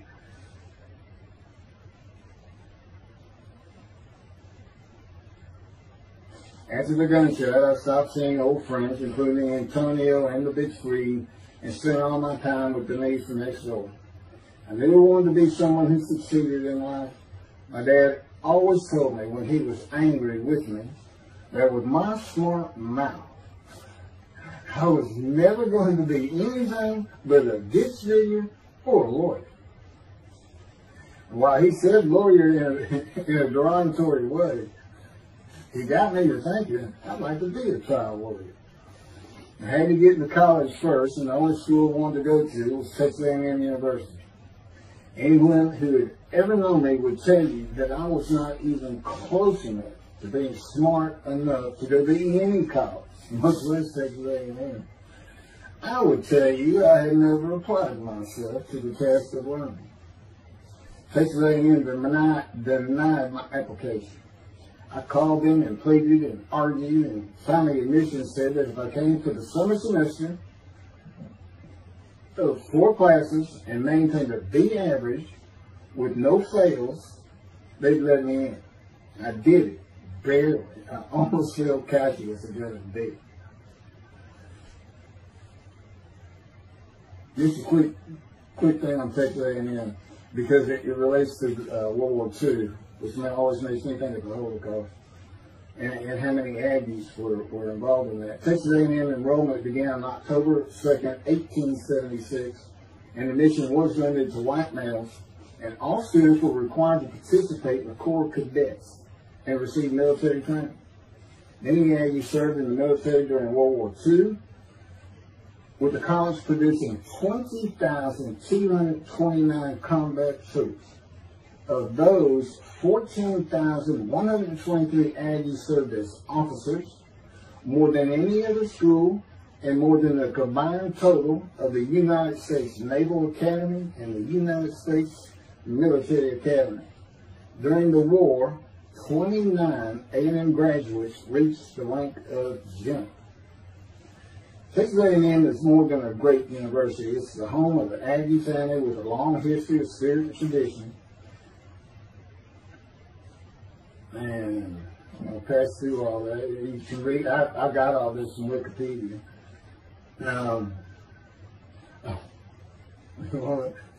Like Notre Dame, it's a school full of tradition, especially notable at football games and in campus life, drinking beer at the Dixie Chicken. I had a good friend in what is now the volunteer Corps of Cadets, and we've been shooting pool and drinking beer all night on the weekend, and finally left sometime after midnight. I walked my friend back to the quad, Corps Cadet Quad, a large open area where people could gather, surrounded on 4 sides by dorms for cadets only. And I dropped him off at his room. Before he shut the door, he looked at me, and not for the first time, said, "Want to race?" He's fast. We used to race anything. I said, yeah. Of course, we were pretty much, we had a lot of beer. I said, yes. And he went to the end of the hall and took off at the other end of the hall.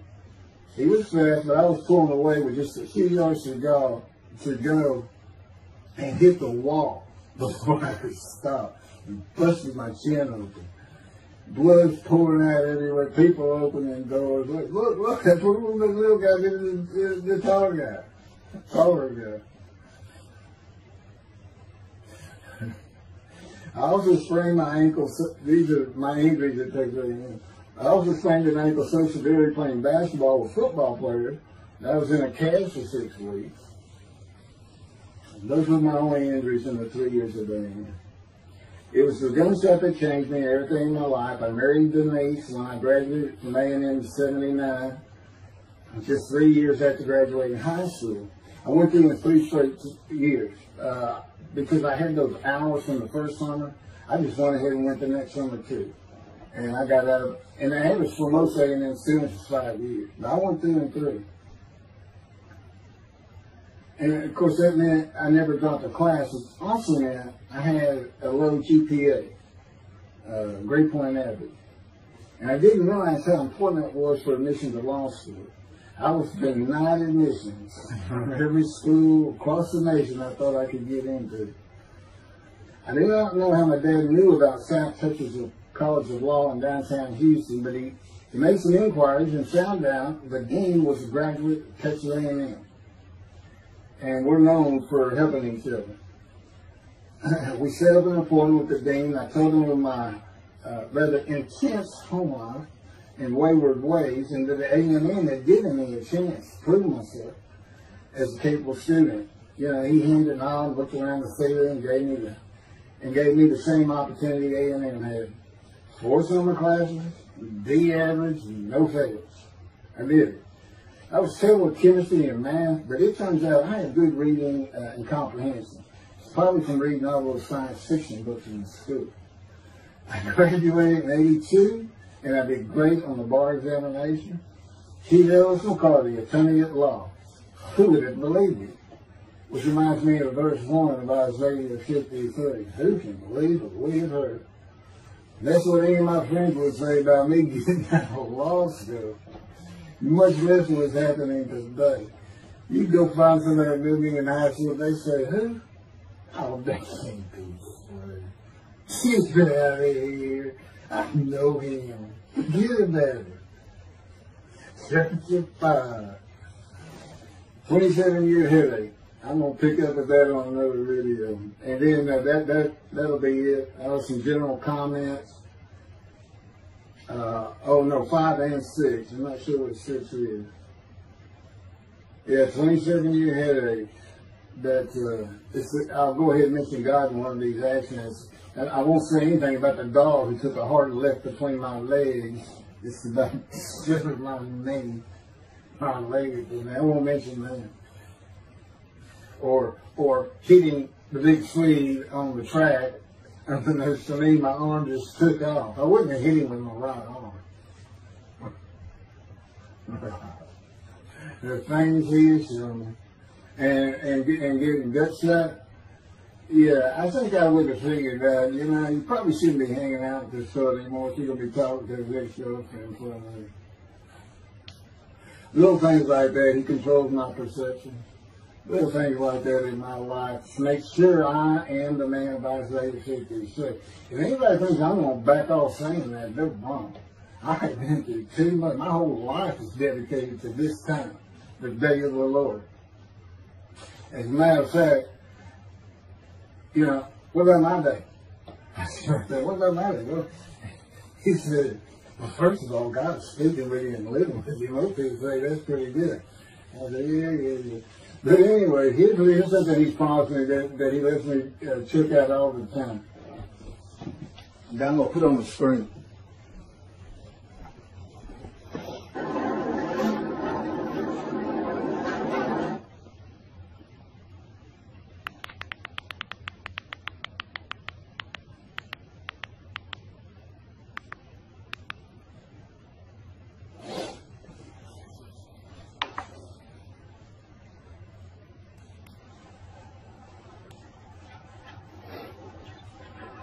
The radiant GP cycles, shorties, slip-ons, cold startup.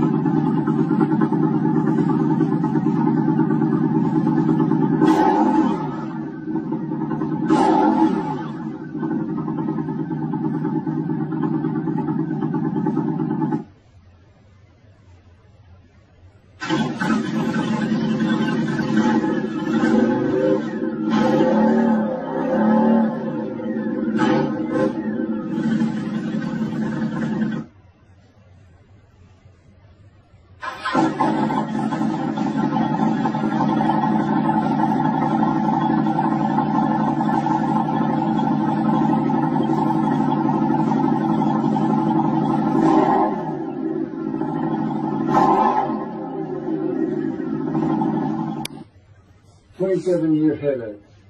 Chapter 5 of the life of God's righteous servant of Isaiah 53.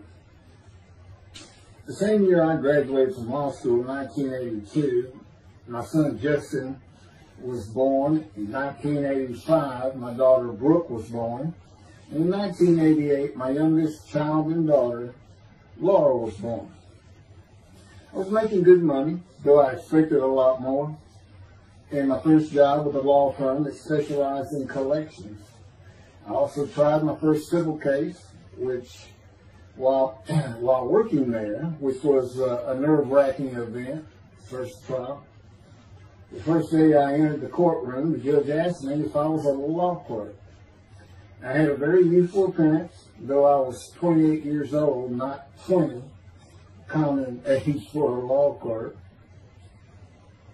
My youthful appearance in junior high school and high school with my long, wavy, blonde hair I usually kept in a ponytail had way too many people tell me I looked like a girl. It is interesting, though, at least to me, not one person in my entire life has ever said anything about my disfigured arm. I must have looked like a girl who would beat on you if you did it. When I got mad, there was no hiding it. You could see it in my face and hear it in my words. When I was 28, Brooke was born. I tried my first civil case, and the bane of my existence on earth began. A never-ending headache that I generally thought to be associated with post-traumatic stress disorder. I had terrible nightmares from my youth, but now I seem to have begun grinding my teeth, causing the temporal mandibular joint, TMJ, to ache terribly during the day, and the whole side of my head, the muscular, I don't know what you call it, but underneath the skin of the skull, was always real tight. The tightening of the muscles. It was difficult to even talk to people at some points. For 27 years I had that headache. I tried everything. Even surgery on the TMJ. And another surgery where the doctor severed my upper jaw and then trisected it from my skull and spaced it to fit my lower jaw. All to know that I could not stop the nightmares and the grinding of my teeth. Mouth guards helped my teeth, but the pressure was still there. I literally feared going to sleep. I didn't want to wake up the next day sometimes because I knew how bad the pain would be there again. It completely ended my dream of being a trial lawyer. So I got an associate position in an oil and gas firm and began learning how to prepare title opinions for oil and gas companies on tracts of land they plan to drill on. Basically, a title opinion is you start from sovereignty, which is when the state granted the land to someone, usually great, large tracts of land, and from there you get parceled out and cut up, and I'd be chasing one small tract within a very large one almost 200 years ago in the early 1800s, and I would have to create genealogical charts of heirship, you know, for people who died without a will. And they had to know who the family members were, and I got very good at it, and I really enjoyed it. I did a small towns throughout Texas, and into their courthouses where they would keep all the records of every transaction, of every piece of land in the county. But anyway, there's an awful lot to it. I do go into it in some detail in the book, but I'm not going to for this video.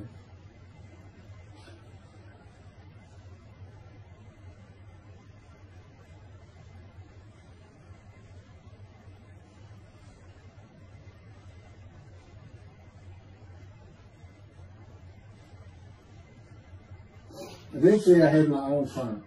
It's just me. In my own office, and I was doing very well, though billing hours for title work is generally lower than other areas of the law, you know, by the hour. But I had also been involved in multi-million-dollar sales of production between oil and gas companies, probated wills, prepared affidavits of heirship, worked with landmen to fix title defects, appellate work, including arguments before justices, plea bargaining in criminal cases for defendants, and anything else that came my way. Then it all stopped, and once again I was fighting for my life in 2001. This is chapter 6, skin, colon, and lung cancer. Oh, just, God will have me tell you, he gave me those headaches. When he came to me, I stopped having nightmares. He provides my dreams for me now, and often as a learning experience. But the grinding of the teeth, everything stopped, and I thought it was just because I wasn't having nightmares. And took away any symptoms of PTSD, for which I was receiving money from an insurance company for disability, partial disability. And that went on for about 7 years. Then one day we're out walking, year 7 or 13, and I had that headache. It just came. And I just stopped. And I said, "You got to be kidding. You did not give me those headaches." He said, "Yes, I did. It's necessary. You are considered the suffering servant of Isaiah 53. You had to suffer your entire life until you're suitable for my purpose." And that includes sitting every verse of Isaiah 53. At that time, I finally read it 7 years into all this. It was about year 2, I think. But yeah, he did. And, you know, I ended up taking painkillers left and right and drinking with it, as so many people do. I was able to maintain, you know, my life, my work, and everything, but it was enough to put the strain on my marriage that I pretty much blamed myself for it. And I told him, I did. That's the only time I got hot. Dysphagia me, gut shot, those things, they didn't bother me. But I said, you know, you hurt my children terribly with that. Because I became a bad father. I mean, I wasn't the father I could be. I mean, they love me and I love them. We don't have any serious risks. They're off living their lives and they're all doing great.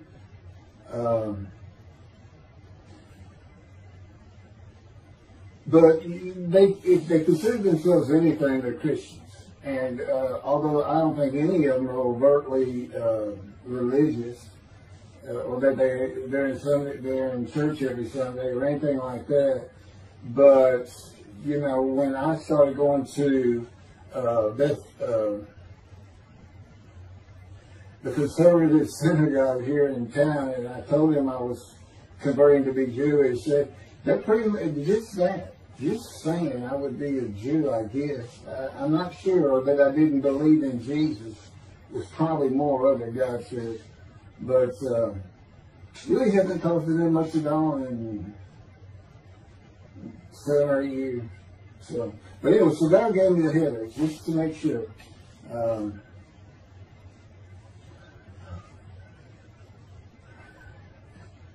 Anyway, I was married to Denise for 18 years, and we divorced in 1997 for irreconcilable differences.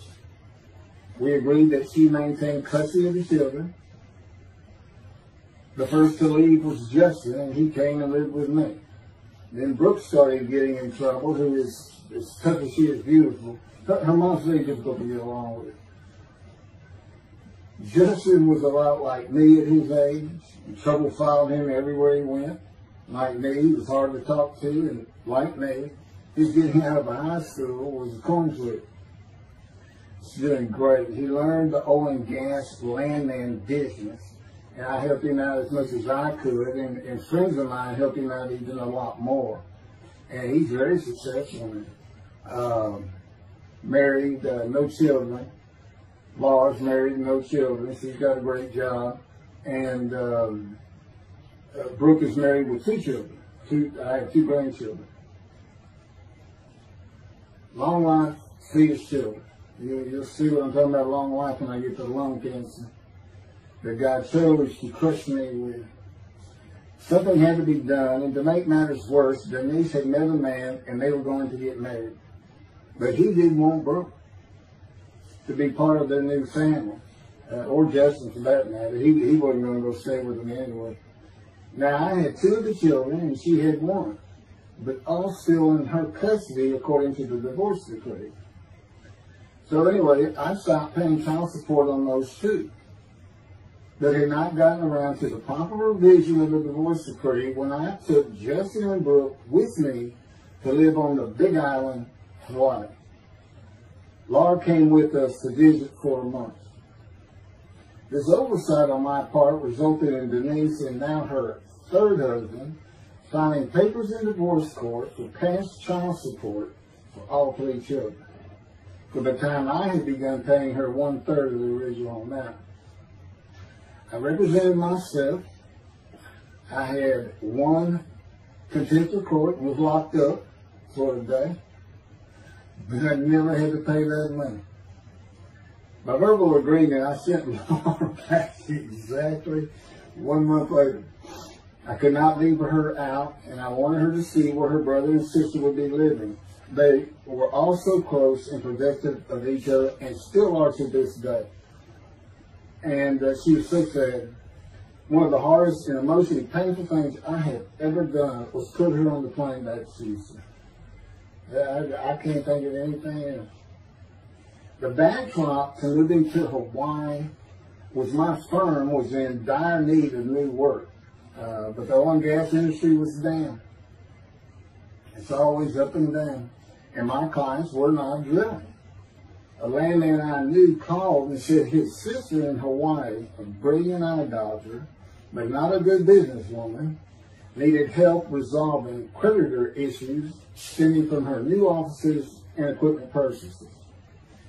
I told him it was a good time for me, as things were slow, and who's going to turn down a pretty expensive trip to the Big Island, Hawaii. So I went and took care of everything without charge, but of course everything was paid for. When I came back to live in Hawaii at the urging of the doctor that I had helped, who did not like the look of an abrasion on my chest, and it had been there for years, I was examined by a friend of hers, and it was cancer. I don't remember what the doctor called it. He removed it in surgery with a 6-inch diameter circular cut, and it was not malignant. I could practice in just about any area of the law, and all I had to do was pass the Hawaii bar exam, one of the toughest in the nation. While studying for the bar, my body, all at once, in a moment, told me something bad was wrong with me. I had been running, swimming, riding my bike everywhere I went, letting Justin have the car, and had been feeling good and strong. In a moment's time, I was weak and sick, while grocery shopping, and there was a pain in my belly and my abdomen. I did not know it, but a large tumor in my colon had burst through my colon, and I was bleeding internally. I did not go to a doctor, which I guess is my nature. That, and I did not have medical insurance. Anyone asking for help, asking anyone for help unless things were at a critical stage, such as a bullet wound, was something I couldn't do. You just all kinds of personality disorders. I thought surely it would pass, and decided to just give it time and bear up to the abdominal and belly pain. I continued studying and took the Hawaii bar on Oahu and Honolulu in the summer of 2001. I had lived in pain for so many years from my headache, and passing the bar was so important. I just kept going day by day. Pain was getting worse, and but I kept exercising. It's the only time I didn't focus on the pain. I had always been a fast healer, and I thought in any day it would just go away. I finally could no longer take it. Brooke, it turns out, was in Houston visiting with her mom, and I left Justin at our little, we called it the little green shack. There wasn't much to it. We weren't there very often, really, except to sleep. And went to Houston to find a doctor for diagnosis, staying at my parents' townhome. This is where I'm at now. I had allowed my major medical insurance to lapse using premiums for child support when things had gotten lame. I just needed someone to tell me what was wrong. I would find a way to take care of whatever the diagnosis was. Early September, I was close to dying, lying on the floor of a dingy apartment of a friend who traveled for work. I could no longer get up to even try and get medical help. And I had not told anyone how bad it had become. Then the planes hit New York. Seeing how grief-stricken so many relatives were on the news, I began to think for the first time how awful my children would feel when they found out how and where I died all alone.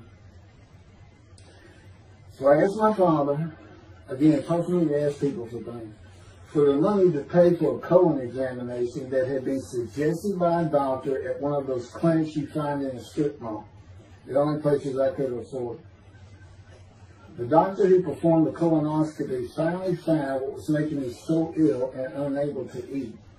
A malignant tumor 6 to 8 inches long that had burst through my colon and I was bleeding internally. You know, I come out of anesthesia, partial anesthesia, and he's holding his tissue, and it's this great big purple blob, and he said, I couldn't get the scope past this.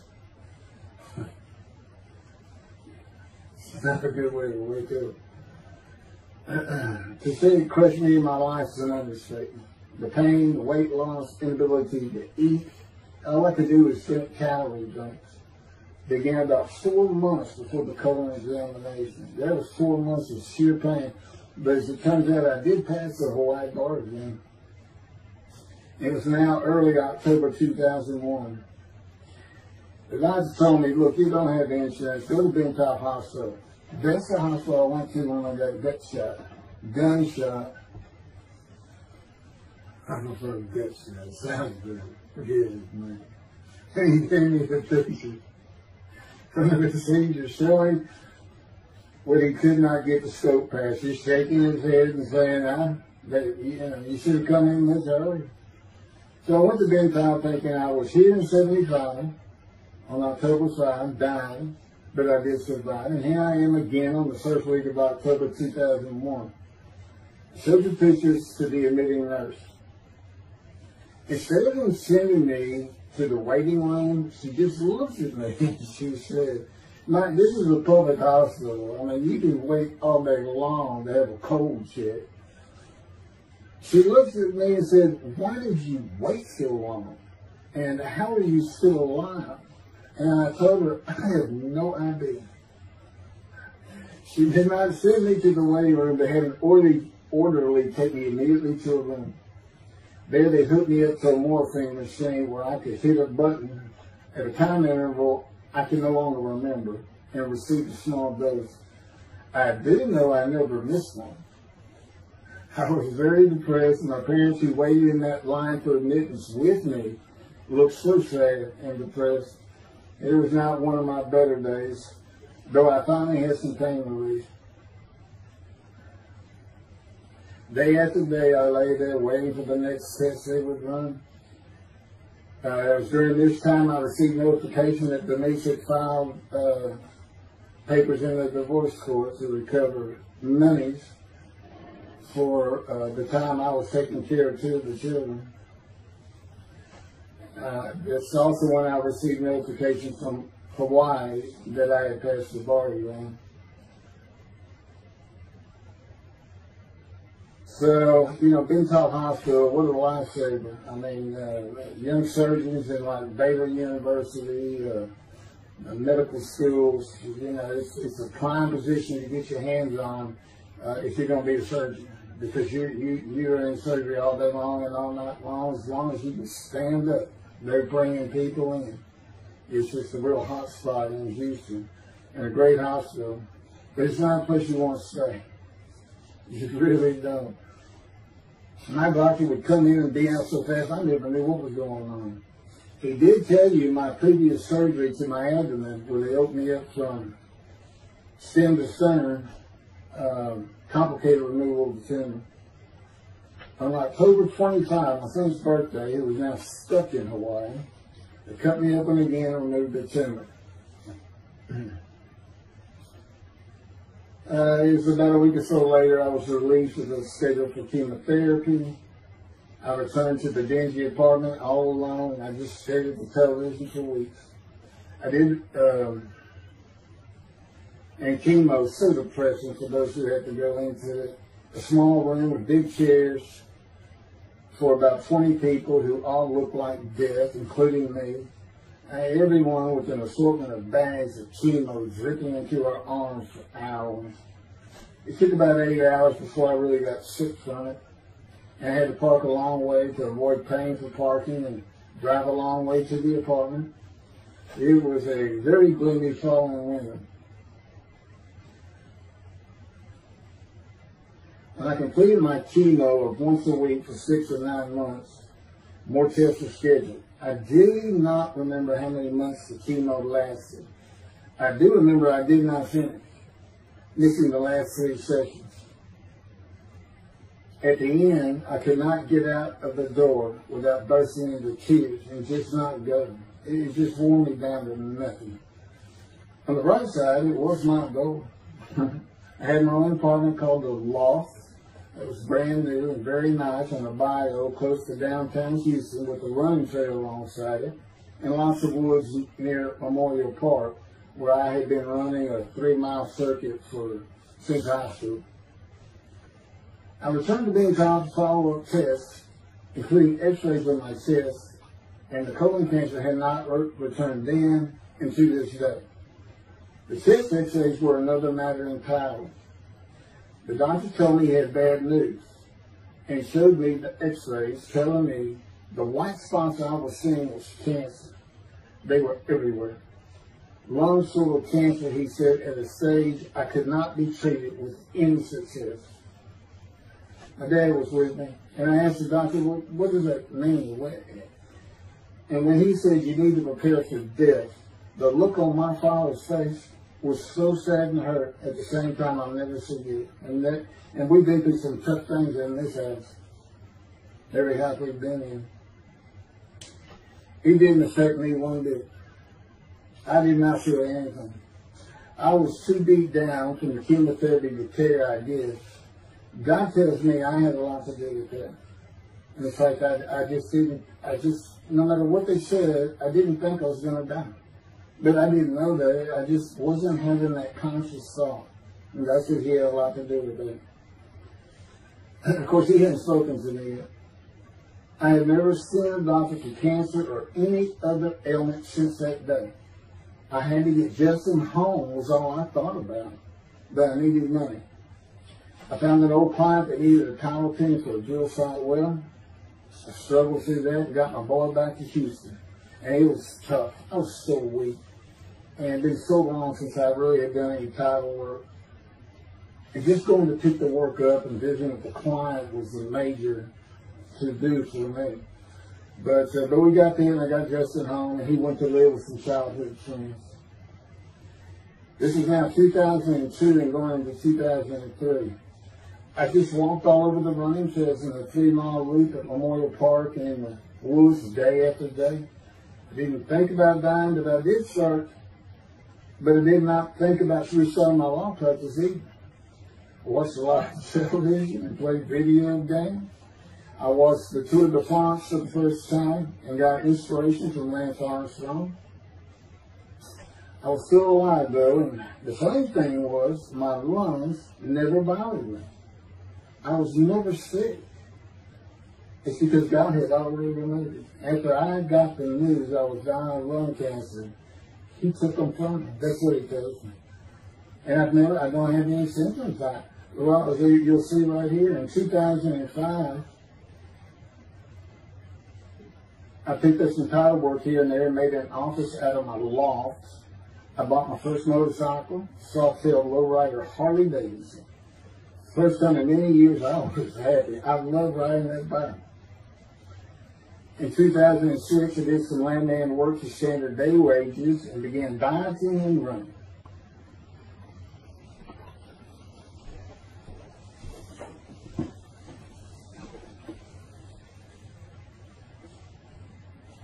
once again, my camera only goes for 29 minutes and 59 seconds. And I gotta, I don't know, back up just a little bit. In 2006, I did some land work for standard day wages and began diving and running. I had never been a swimmer in terms of training for it. I love the water and swimming, but I never trained with laps of different paces and various distances. Mostly because I was so slow, because of my right arm. I was reaching an age, though, where endurance in my running was more important than speed. And so endurance swimming was too.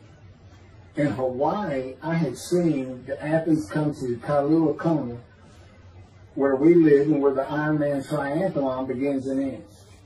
Matter of fact, my little green shack was just right on the route where they start. That was a fun week. It was amazing watching the athletes train and prepare for the race. I would think to myself, a human being, the human body cannot do what they are doing. Yet they were and they did. It's just amazing. I decided to learn how to swim more efficiently and how to train for distance and endurance. Get a regular and triathlon bike and innocent triathlons. I was still alive and finally a direction and purpose in my life. Training every day for long periods of time. It really helped with my headache and I slept better. In 2007, I signed up for the March 30, 2008 Lone Star Half Iron Triathlon in Galveston, Texas. And the October 5, 2008 Longhorn Ironman 70.3 in Austin, Texas. You cover 70.3 miles. And you got to do it under 8 hours. And I did real well on the first one.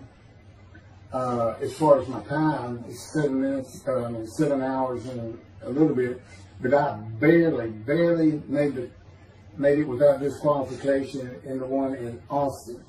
And it was primarily because of the hills. It's this very hilly area in central Texas like this. But I did make it, and swore I'd never do another one.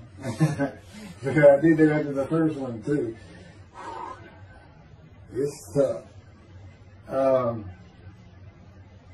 My insurance is still paying for my inability to work, primarily based on the headaches and a diagnosis of PTSD. So I was not working, and I got real serious and trained to swim the 1.2 miles in the ocean, and that would be in Galveston and in a lake in Austin. 56 miles on the bike and a half marathon, 13.1 mile run. That's what I was able to do with a diagnosis in 2001 of lung cancer that could not even be treated, stage 4. And that's just about impossible. It would take a miracle of God for that to happen, because generally you're going to die within 1 year. They say if you get lucky with good medical treatment, you might make 5 years. But 1 year is standard, if you can make it that long. That's not proof that I offered myself to guilt for God. Because you can't, it's not something provable. All you can do is see the result of that offer. And again, guilt and emotion. I got way too many videos and everything to get too detailed on it. But that is the proof. You know, I got the colon cancer 20 years ago when the plane hit New York. And it's that was 2009, right? Too many things go through my mind when I start thinking that those cancer years. But God, He removed it. He had something for me to do, but that's verse 10. God chose to crush him with disease.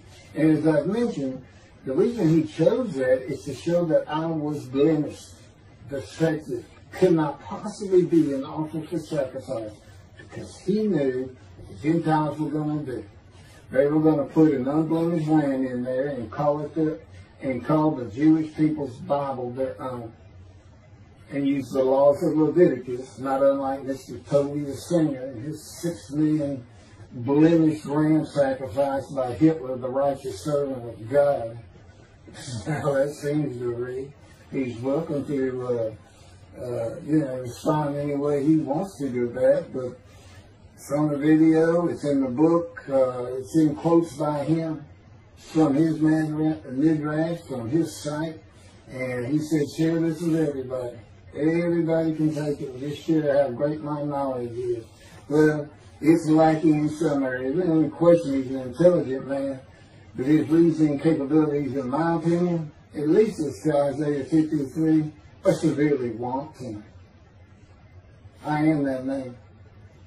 And God's going to give Christians hell with it and with me. Just like I just heard this for the first time on the video. When all of a sudden he had me say that Jesus announced he wasn't the man of Isaiah 53 on the cross when he said, Father, Father, Father, why are you forsaking me? Because he was about to die. In Isaiah 53, who he thought he was, and he's not, he doesn't fit the verses, but he thought he was supposed to be exposed to death, but given long life. So boldly he goes into the Roman Jerusalem and gets himself taken up. He's not worthy. Delusional, yeah, maybe, but as far as I'm concerned, he's nothing but a story. He never existed. The story starts with the ascendance of the Red Sea Scrolls and the teacher of righteousness. Real quick, I'll go over that. Here's the thing. Their founder is called the teacher of righteousness. Okay? They were great followers of Isaiah. They had the great scroll of Isaiah. They're prolific writers and copyists. They have their own gate at Jerusalem. The Essenes Gate. Now, the New Testament never mentions them. You got Pharisees, Sadducees, Essenes, but they never mention an Essene. And Jesus, quite frankly, would have been one of them. Because they embody who he is. They didn't like riches, hated sin, they didn't like material things. They removed themselves from Jerusalem in the most part to those caves by the Dead Sea for that very reason. But they did have a gate. They still had people who would be there, and you know what they would do at the gates? Tell stories. That's what you do. You tell stories, and it is a great story. Here's this guy, he's connected with God. Back then they believed men were God. Caesar was a god. Over in Egypt you had the same thing going on. It's a common thought that men could be gods. And this story just springs up. And they didn't even question. They'd have gone and questioned it. I mean, they're sitting right front and center in Jerusalem. You think they didn't hear? This man walking on water, raising the dead, feeding 5,000 with 2 fish and 5 loaves, turning water to wine. That alone, Rome would have said, Caesar would have said, he does what? He turns water to wine. Bring him to me. Don't touch a hair on his head. You don't kill the man who turns water to wine. You send him out with your armies. Make your men happy.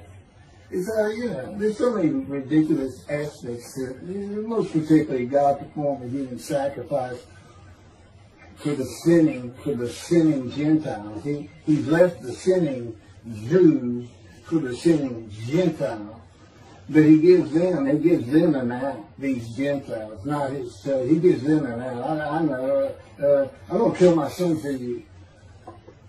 So that you'll be forgiven of violating my commandments and laws. If anybody knows God, and the Jews do, and I know him like nobody's business, that's not him.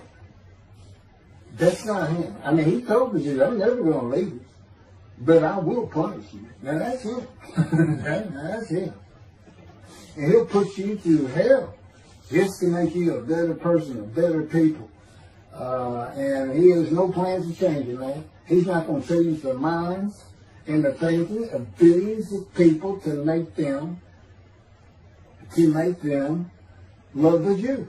He's just not going to do it. And the practicality is, he didn't create man for him to even be able to do that. Now, he could have created humanity where he could do that. He could change the mind of everybody at the same time. But I'll tell you on this, he's been working on my mind for 13 years. It is one brutal compromise. It's a very one-on-one affair. Now he says, now I could just kill everybody. I mean, that's easy enough. That's easy. I could just kill everyone, but He said, that's not, it's all about this. You got to know how to read the Bible. It's written for antiquity first, and the Dark Ages, and then the Age of Enlightenment. I mean, basically he's saying you've got to go back over it. You've got to check these guys. You've got to check Rambam and his speech. God's going to make the world speak Hebrew. Or, they will be the pure. So you got to check some of this stuff. And I read Rashi's, I went through his Isaiah 53 main reaction. All I can say is very unimpressed. I see what he has to say in Malachi. He didn't pick up on any of this. He didn't know what the angel of the Lord is, the angel of the covenant that you desire. He doesn't know how Moses goes by, a burning bush is not consumed, the angel of the Lord is in there, and God speaks. I do. To me, it's just like, well, you just get some basic concepts, and, all of a sudden, and quite frankly, it'll open up the scripture to the Jews. They can put the Talmud aside for a little while. But I will say this. God says, if you can study it, study it. There's all kinds of great things in it. Just be real careful about what you teach from it. And it's useful for heaven. If you like to talk about Talmud as a scholar with other Jews, who may very well be in scroll remembrance with you, you can meet up with them. Just see them in the meeting places, have them over to your room. Y'all can watch the new earth being created and the new peoples of God chosen, and watch the evolution of the chosen people. And humanity, the same as this one. God says, why would I change? Why would I change it? When I did it, it's perfect. And you can tell me sooner that the evolution that he's talking about, where all of a sudden the world's not love the Jews, been going on for over 3,000 years, and it hadn't even, and today anti-Semitism is up, and David is here. It's not going to happen. Thank you very much. I will be doing, is that 5 and 6? Yeah, that was 5 and 6. Now the book picks up at chapter 7. It's on a video when God first speaks to me. And it's just very interesting. And we'll still be putting some videos out. But I've pretty much covered all the major material. Everything from Isaiah 53, the day of the word, Lord. There's a few more things. And it's better read than it is a video watch. But, for those who like to read. But it's covered very well in these videos. And now that I put in the personal part in, which is to show how I said Isaiah 53, and you see the difference in my life. Now that's a life of suffering. That's a life of pain. That's a life of familiar with disease. They say, gee, when he died on the cross, he was scourged. He was scourged, and this and that. Do you know how much he suffered in his life? I mean, he's not even in the conversation as a man of suffering. He's not in the conversation. Thousands and thousands and thousands of people died horrific deaths back then, and by crucifixion. It's not the only one. This is descriptive of a man and his life, so you can find him, identify him. And what did he do? He never suffered. He's never sick, ever, until the last day of his life. 30 years old, he's got one day, but under his belt is pain and suffering. To me, that's not, you're not even in the conversation. I mean, this is nothing. That's not even suffering. That's just, you had a bad death, sorry. You got whipped first. You got whipped. One gospel says that the scourging was an open-handed slap to the face. Now, the other three do say scourge. But then every movie you see, he's carrying that cross. He's all whooped up and bleeding, this and that. He carries the cross in one gospel only. In the other three, it's carried for him. And then he's on the cross, and what does he do? Father, Father, why are you forsaking me? And then the gospel says, one of them, and then he gave up the ghost. He gave up and died. I laid in the back of the ambulance for 8 hours, doing everything I could in my power to stay alive. Just gave up the ghost. There's another video where we make that a little bit more humorous. Anyway, thank you for listening, and I guess that's it. Thank you.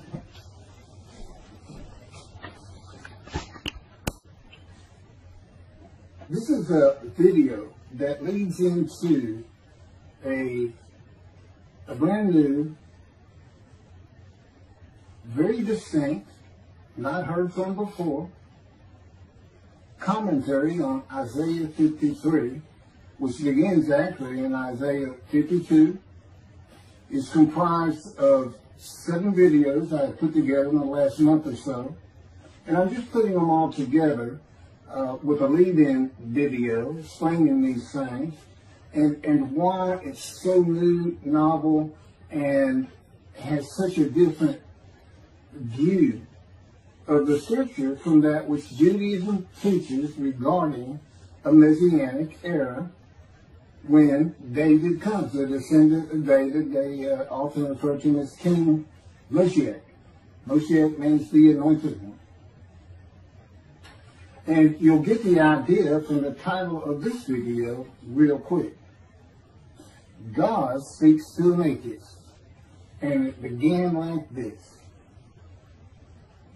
The doctors who gave me 1 month to live from lung cancer in 2002 that developed from my colon cancer metastasizing would have been surprised that I was still alive, to say the least. I had stopped thinking about the lung cancer years before. The white spots in the x-rays that filled my lungs like the stars in the night did not inhibit my breathing or slow me down in any way. At this point in time, I'm training for my first triathlon. And I didn't start small. I did a half Ironman. It's 1.2 miles swimming in an ocean, 55-mile bike ride, and half marathon, 13 miles. They call it the 90.3.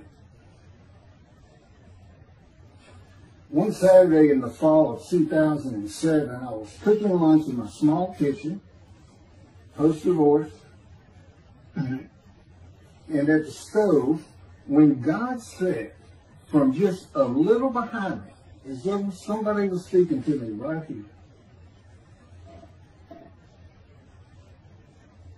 and above my right shoulder, which is this figure, wash your hands. I turned around to the sink, washed my hands, and turned back to the stove. Now understand, I've been an atheist for 50 years. I mean, I completely denied the existence of God. And then from right here, a small, quiet voice, like an account they have with Elijah at the cave, said, wash your hands. And I simply turned around, washed my hands, and went back to the stove.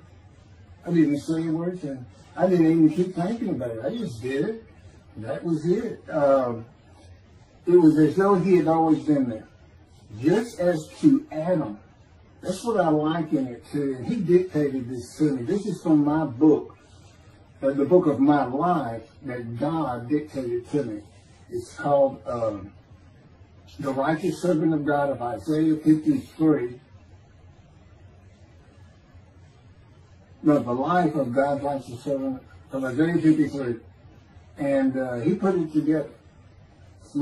And he did it because he actually came to me, as Jeremiah would say, in the womb, but in my first year of life, and like Ezekiel, lit and entered me. So that part of chapter 11 of Isaiah happened well over 62 years ago. That's when that happened. That's when Moshiach was here. For all these rabbis and commentators who have been saying, he's here, no, he's here. Well, he's been here, I've been here a long time, I just wasn't prepared and hadn't even heard his voice yet. But what he did, you know, with Jeremiah, he made sure he was a priestly, godly man and guided his life. With me, it was to make sure I see every single verse of Isaiah 53 as only I can explain it, what it's for, what it all means, and live a life of suffering familiar with disease. God chose to crush him with disease that he would offer himself for guilt and receive long life to see his children. That's my proof that it happened. They told me 20 years ago, we can't treat this lung cancer. It's too advanced. You're going to die. And you're going to die real soon. You need to prepare for it. And it did crush my life. I stopped work. I just kept waiting to die. And I didn't die now. I'm training at this point in 2007. I'm training for a triathlon. I finally said the heck with it all. And that's the proof. Crushed with disease, exposed to death. That's in verse 12. Exposed to death. And here I am, 20 years later, still going. Haven't seen a doctor since. Never received any treatment, which is unheard of with lung cancer. And I had colon cancer before that, and I had skin cancer.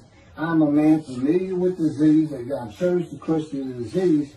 And these 7 videos put together as one, obviously I wouldn't ask or want, and I couldn't do it, to listen to them all at one time. But I know you can mark your spots and everything. But it was spread out in 7 different videos, and I thought, well, the next video I'll do, I'll have a preamble to it and explain. This is not fooling around. Once you learn my version, which comes from God, of when Moshiach comes, the day of the Lord, which is left out of the Messianic era. But if you ignore me, God says, as my role as Elijah, God says, when he does return to his temple suddenly, it's going to be with, and it's not there, it's going to be with utter destruction to the land. Okay, all this is explained, so I'm not going to keep going in detail and carry on with God first speaking to me, but it was as what Adam would have felt like. This is natural. I mean, to him, you know, having somebody speaking to him from above him, from up here, from within him, it's perfectly natural. And he wouldn't be falling down in reverence and I'm not worthy and all that. It would just be this person's always talking to him and telling him what to do. The fact that he doesn't see him wouldn't probably enter into his mind. This, you know, this is the natural order of the world for Adam and me, particularly today, 13 years later. Still in God's final refinement, preparing me, and now we have the books, they're unpublished, Jewish publisher, Christian publishers. I dare not even send it to them, because how harsh I am on Jesus Christ, who said he was the man of Isaiah 53. And it's because of him I had to get crushed with cancer. That's what that's all about. God doesn't have to crush you to make you offer yourself for guilt. He just seized Ezekiel and put him through the fire of refinement, the anguish of it, and sent him off to be a prophet to the Assyrian, Babylonian exile, of which he was one, actually. Ezekiel, the book of Ezekiel is the key to Isaiah 53. That's my backer. See, God, these videos, everything, the way where he put the angel of his presence and Holy Spirit, that Judaism doesn't recognize. A host of the Lord's host. It's in the book of Joshua, one time. He did it so they wouldn't find it. He knew what this was going to be about. These are my proofs. This is what it's all about. To set it up for me to be this controversial. You just got to take the Messianic era of Judaism and toss it out the window. And you'll understand why, when God has me explain it to you, he controls everything I do, think, and say. Finishing preparing lunch and ready to watch a Texas A&M football game, I headed to the living room, and God said, "Get a napkin." I turned back to the kitchen and got a paper towel. Sitting on the couch from about the same place. Sitting on the couch with the television on and my plate in my lap, God said, "Get your TV tray." I got up, set my TV tray in front of me, and placed my plate on it, began eating and watching the game. That night, I was in bed reading a book. From the doorway, God said, "Tomorrow we're going to Bed Bath & Beyond, the store, to buy a shower curtain, sheets, pillowcases, and shopping journals for things that you need." I said, "Okay." and continue reading my book. That's God's spoke to an atheist. That's how it started. We call it the early years now. Talk about it. It was so different from the way things are and all the same in the same breath. And I have since done this. It was by his power upon my emotions and thoughts that his presence with me was though he had always been there. In other words, when you read in the Hebrew Bible, God calls somebody's name like little Samuel, and he says, here I am. Here I am. Now there's some accounts of people falling to the ground, but he can put a silent knowing to you. He can put knowledge within you, your mind, where you never hear a word from it. In other words, put into your mind the God of all creation is about to speak to you. And he doesn't have to say, stay calm. He controls emotions. He tells me, Keith, I created emotions. And there's nothing I can't do with yours, and believe me, it's been proven to me. I'm not going to get into all that. This story goes on. It turns out he had been like Jeremiah from the womb. Let me pass by that. I've never been affiliated with any church or synagogue. I've never had any teaching from yeshiva or seminary. Throughout my life, I did not. Let's say it this way. I was the actual opposite of Jesus Christ. Actual opposite. I'm a sinner. You know, I mean, he took me back. He said, look. Yeah, because I said, well, I wasn't that bad of a sinner. I was. He said, spill it. He'll go off in vision like the story of Scrooge and the Ghost of Christmas Past. I so get smart with him. This is us talking friend to friend. I can talk to him like he's just a buddy sometimes. There is a line I know not to cross. I said, why would you call that a sin? Why is that a sin? He said, Keith, it's a sin. You lied. I said, you did, but if I didn't lie, I was going to jail. He said, but that don't make it good. I said, well, which comes first? Going to saving yourself? Or lying? And so what? I didn't believe in you anyway. I wasn't worried about going to hell either. I didn't think about those things. He's telling me, man, I didn't let you. That's why I was with you from the get-go. He wanted me to be fresh. No preordained, settled in thoughts and beliefs on anything. Of course, I grew up in Texas for the most part, so it would have been Christianity. I didn't associate with anybody who was religious. I didn't even know what the term Jesus meant. I didn't even know that Jesus died for my sins, supposedly, in their theology. And I didn't know that there was a problem between Judaism and Christianity. Jews and Christians. I didn't know that. I had plenty of Jewish friends. And, you know, I was in the late 60s, 70s, my formative, going into my teen years, and, you know, we treated everybody as an equal. I never thought about it. Including African Americans, who in my day, we just said blacks. I guess that doesn't go anymore.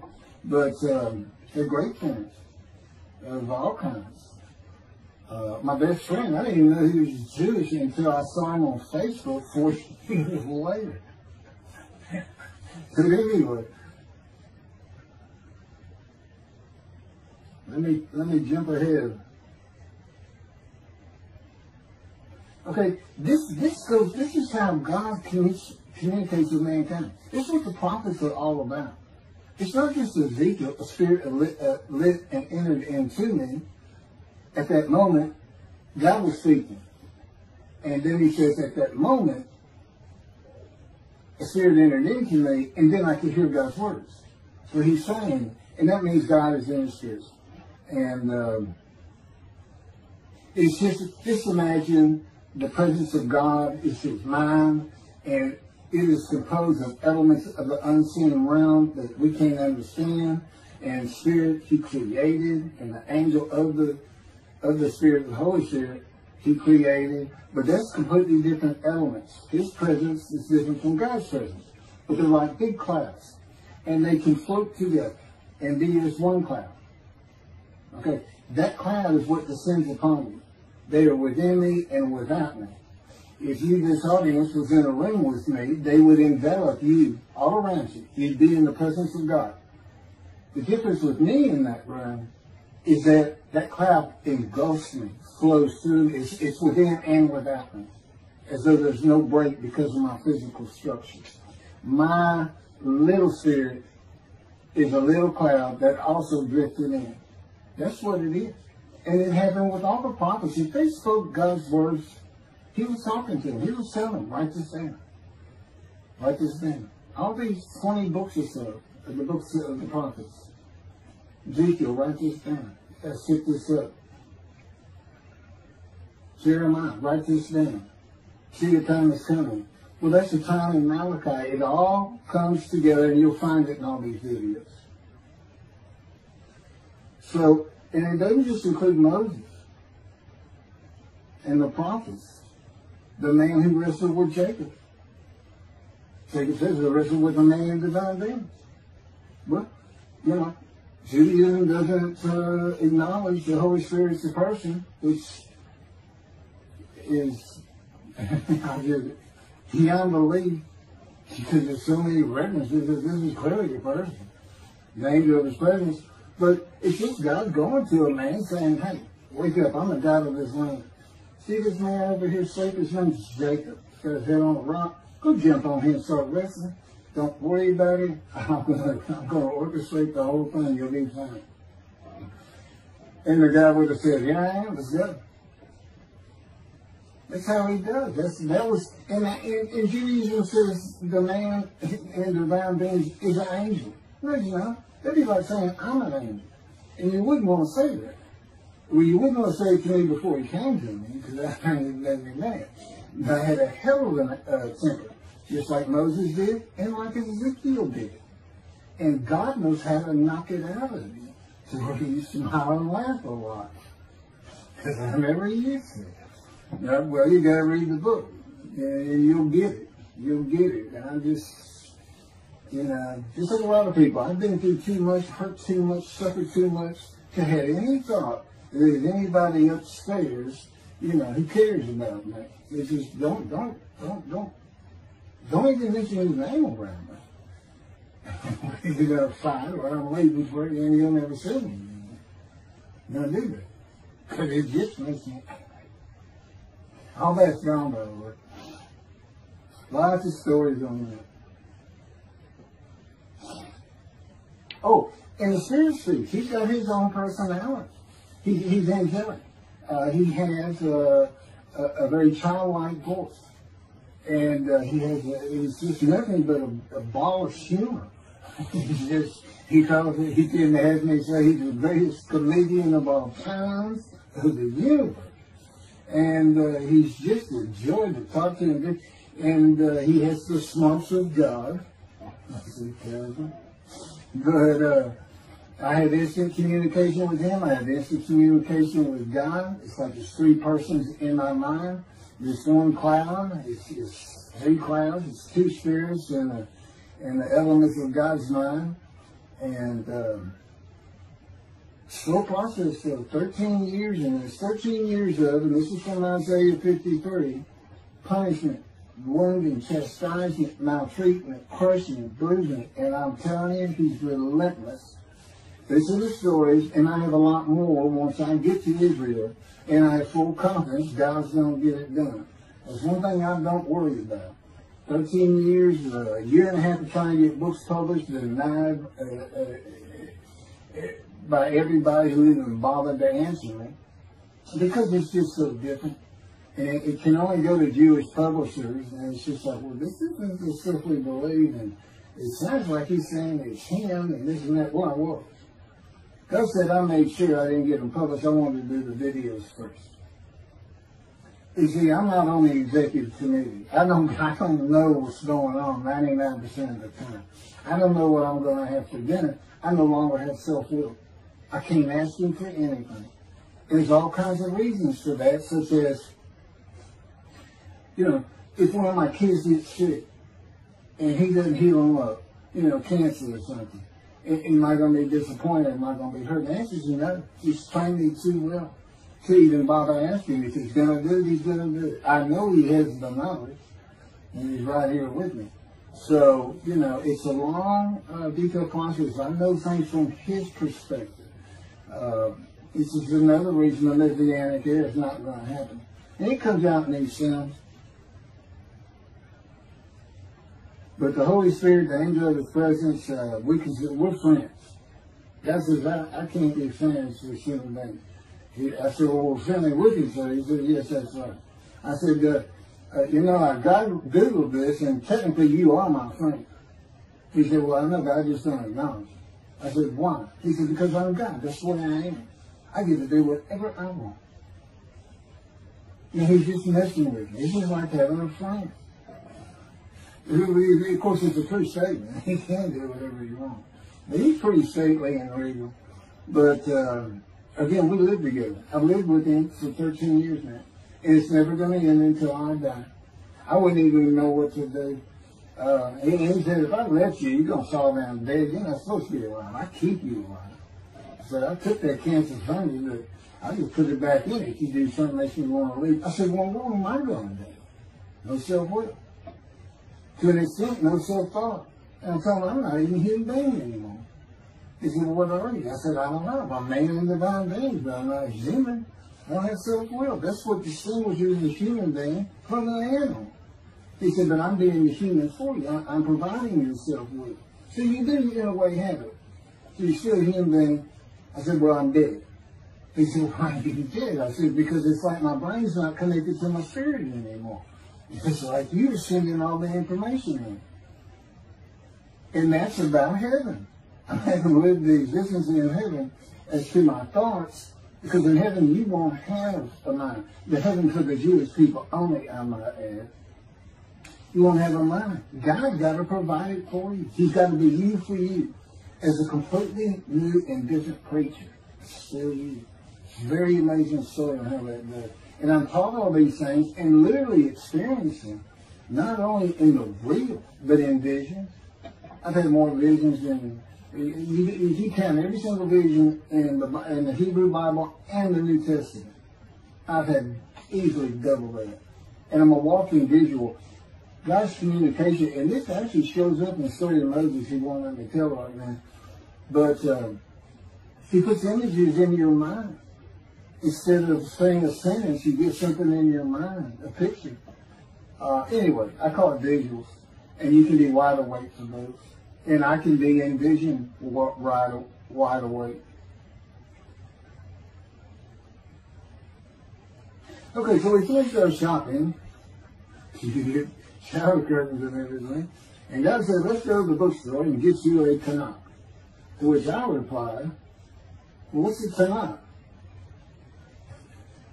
I didn't Hebrew Bible, okay. Well, I know the Holy Bible, the New Testament and Old Testament.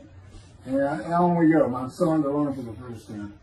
At Barnes and Nobles, we looked at all the Hebrew Bibles and purchased the Jewish Publication Society's Tanakh, the Holy Scriptures, which is a translation that began in 1956 and was published in 85. And then he spent 30 years on the Leningrad Codex, the oldest Hebrew Bible in existence.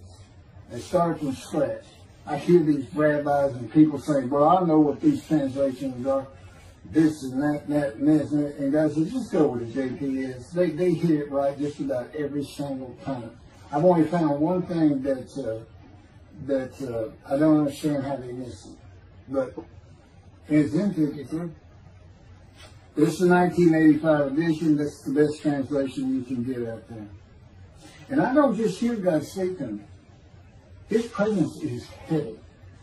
And I'm also, you know, it says he pinned Ezekiel's arms behind his back with his cords of power. And by his cords of power, Ezekiel could not leave his house. That's in Isaiah 53. He took him from the land of the living. Took him from society. You know, the man of Isaiah 53 lives, so he's taken from society, but that doesn't, from the land of the living, that doesn't mean he died. And there's no crucifixion in 53. So you start to see how Ezekiel is so important in this.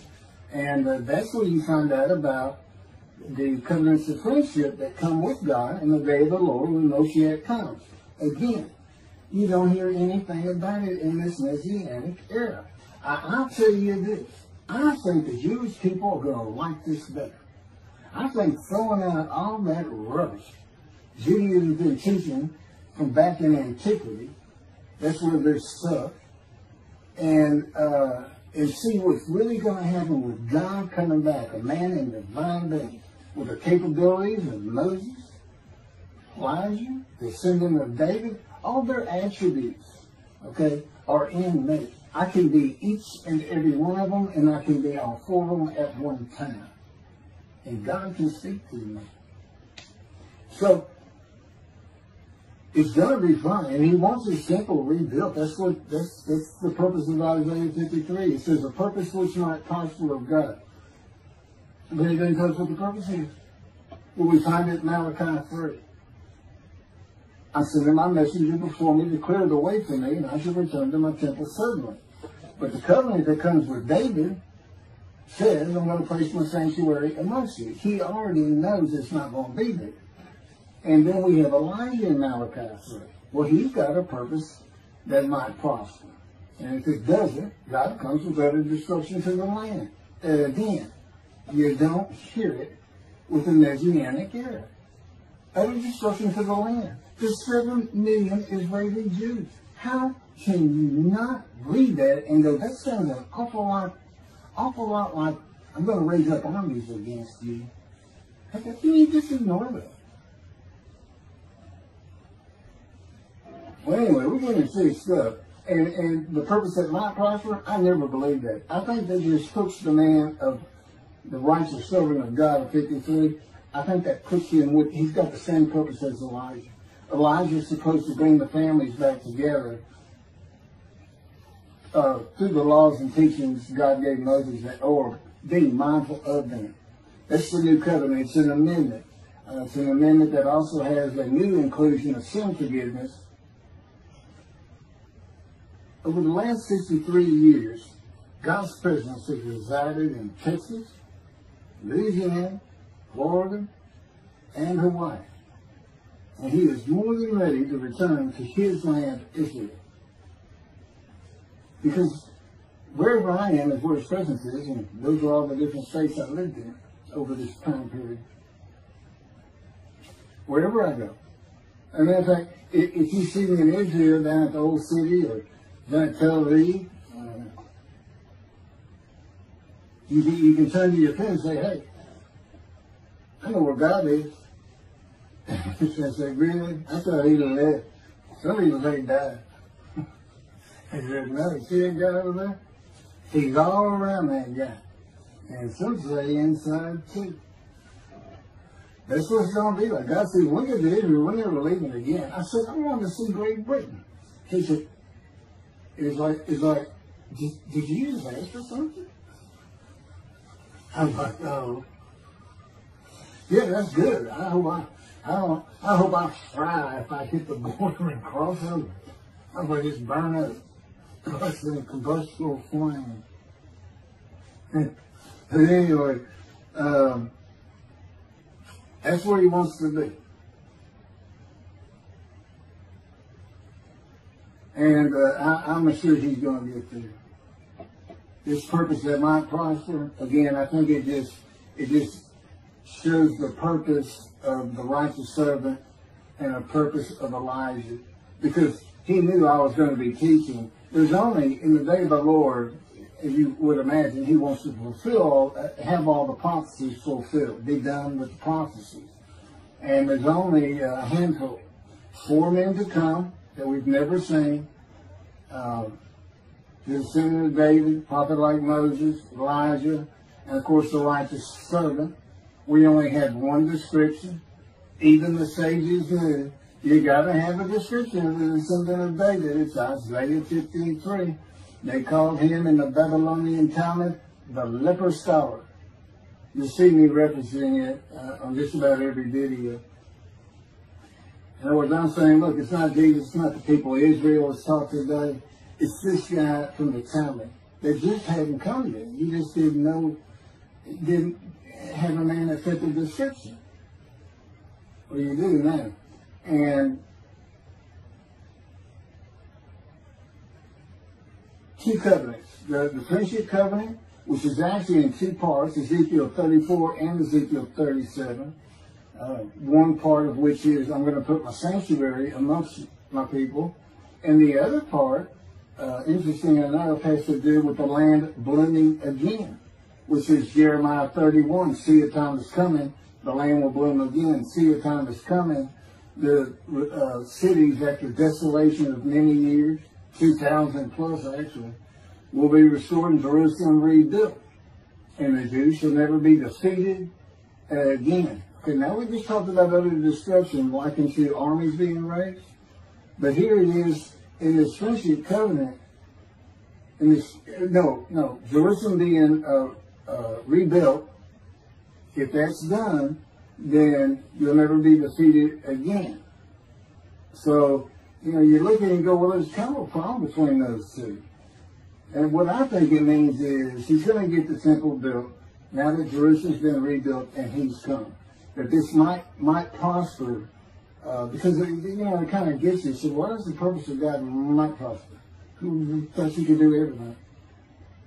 And he said, well, on our part, my people got to listen to you. They got, especially the rabbis, they never listen to my prophets. They're all full of themselves. And they know everything. Well, he starts getting angry. And see, that's not good for me. Because all of a sudden he wants to make me better, which means suffering. You got to keep them away from those ladies. I feel the spirits. They're going funny. Get the funny guy around here. We talk friend to friend too. Well, anyway, I'm going to let you. There's a lot more, but this story is in my book. Hopefully, after spending time and understanding who I am, and this is here. It's happening. I don't care what the rabbis think or say. Look, I'm a prophet of God. I'm a man in divine things. If I say something contrary to what they think and say and believe, they're wrong. Automatically. It's a given. Because God is telling me all these things. It's his book. They're wrong automatically. And he is livid that I'm having this problem with Isaiah 53 being the people Israel. Well, it's in the videos, but you ought to see the arguments they really put that for Isaiah 53:10. And other verses. Rabbi Tobias Sandrab is Judaism. He went Christian. The Christians went to the laws of Leviticus, animal sacrificial laws, and said Jesus is the unblemished lamb. That's why, and they're using, Leviticus where you could offer a lamb and for unintentional sins, but nevertheless, they turned it into he was a human sacrifice. Which he says himself. He says, God no longer wants bulls and goats for sin. He prepares my body for sacrifice. He's really talking about it. And God made the sacrifice to Gentiles so that they didn't have to obey his commandments and laws. From an atheist who comes in with no religious background, I read that and I look up face to face with God wherever he is at that moment. And I say, you gotta be kidding me. People believe this? He said about 2 billion right now. I said, I'm not going to bother trying to tell you how many there's been in 2,000 years. God made a human sacrifice to me so I can go to heaven. And I can go kill somebody if I want to. I can go beat my wife and my kids. I said Jesus again. God was teaching me the New Testament, and this guy at one of these mega churches came up to me and says, if you do accept Jesus Christ, you're not just forgiven of all sins that you have committed. You're forgiven of every sin you're going to do in the future. I said, really? He said, yes, really. He said, Jesus knows you're going to do it, and he already forgave you. I said, what? Okay. So, if you're a Christian, you need to sin all the time, because Jesus knew you were going to do it. I hadn't actually heard that taught, but that's the effect of it. Okay. This year in Jerusalem. Enjoy the books. Don't try to look at the video. Don't try to watch them all at one time. But what I did is I put them together for you in the order they should be. And I just thought it'd be easier. And we're kind of coming to the end of our videotaping for a little while, it seems like. Again, I'm not on the executive committee with God and His Spirit. I never really know what we're going to do next. And the books are at keithmccarty.wordpress.com. You can find that on my YouTube channel.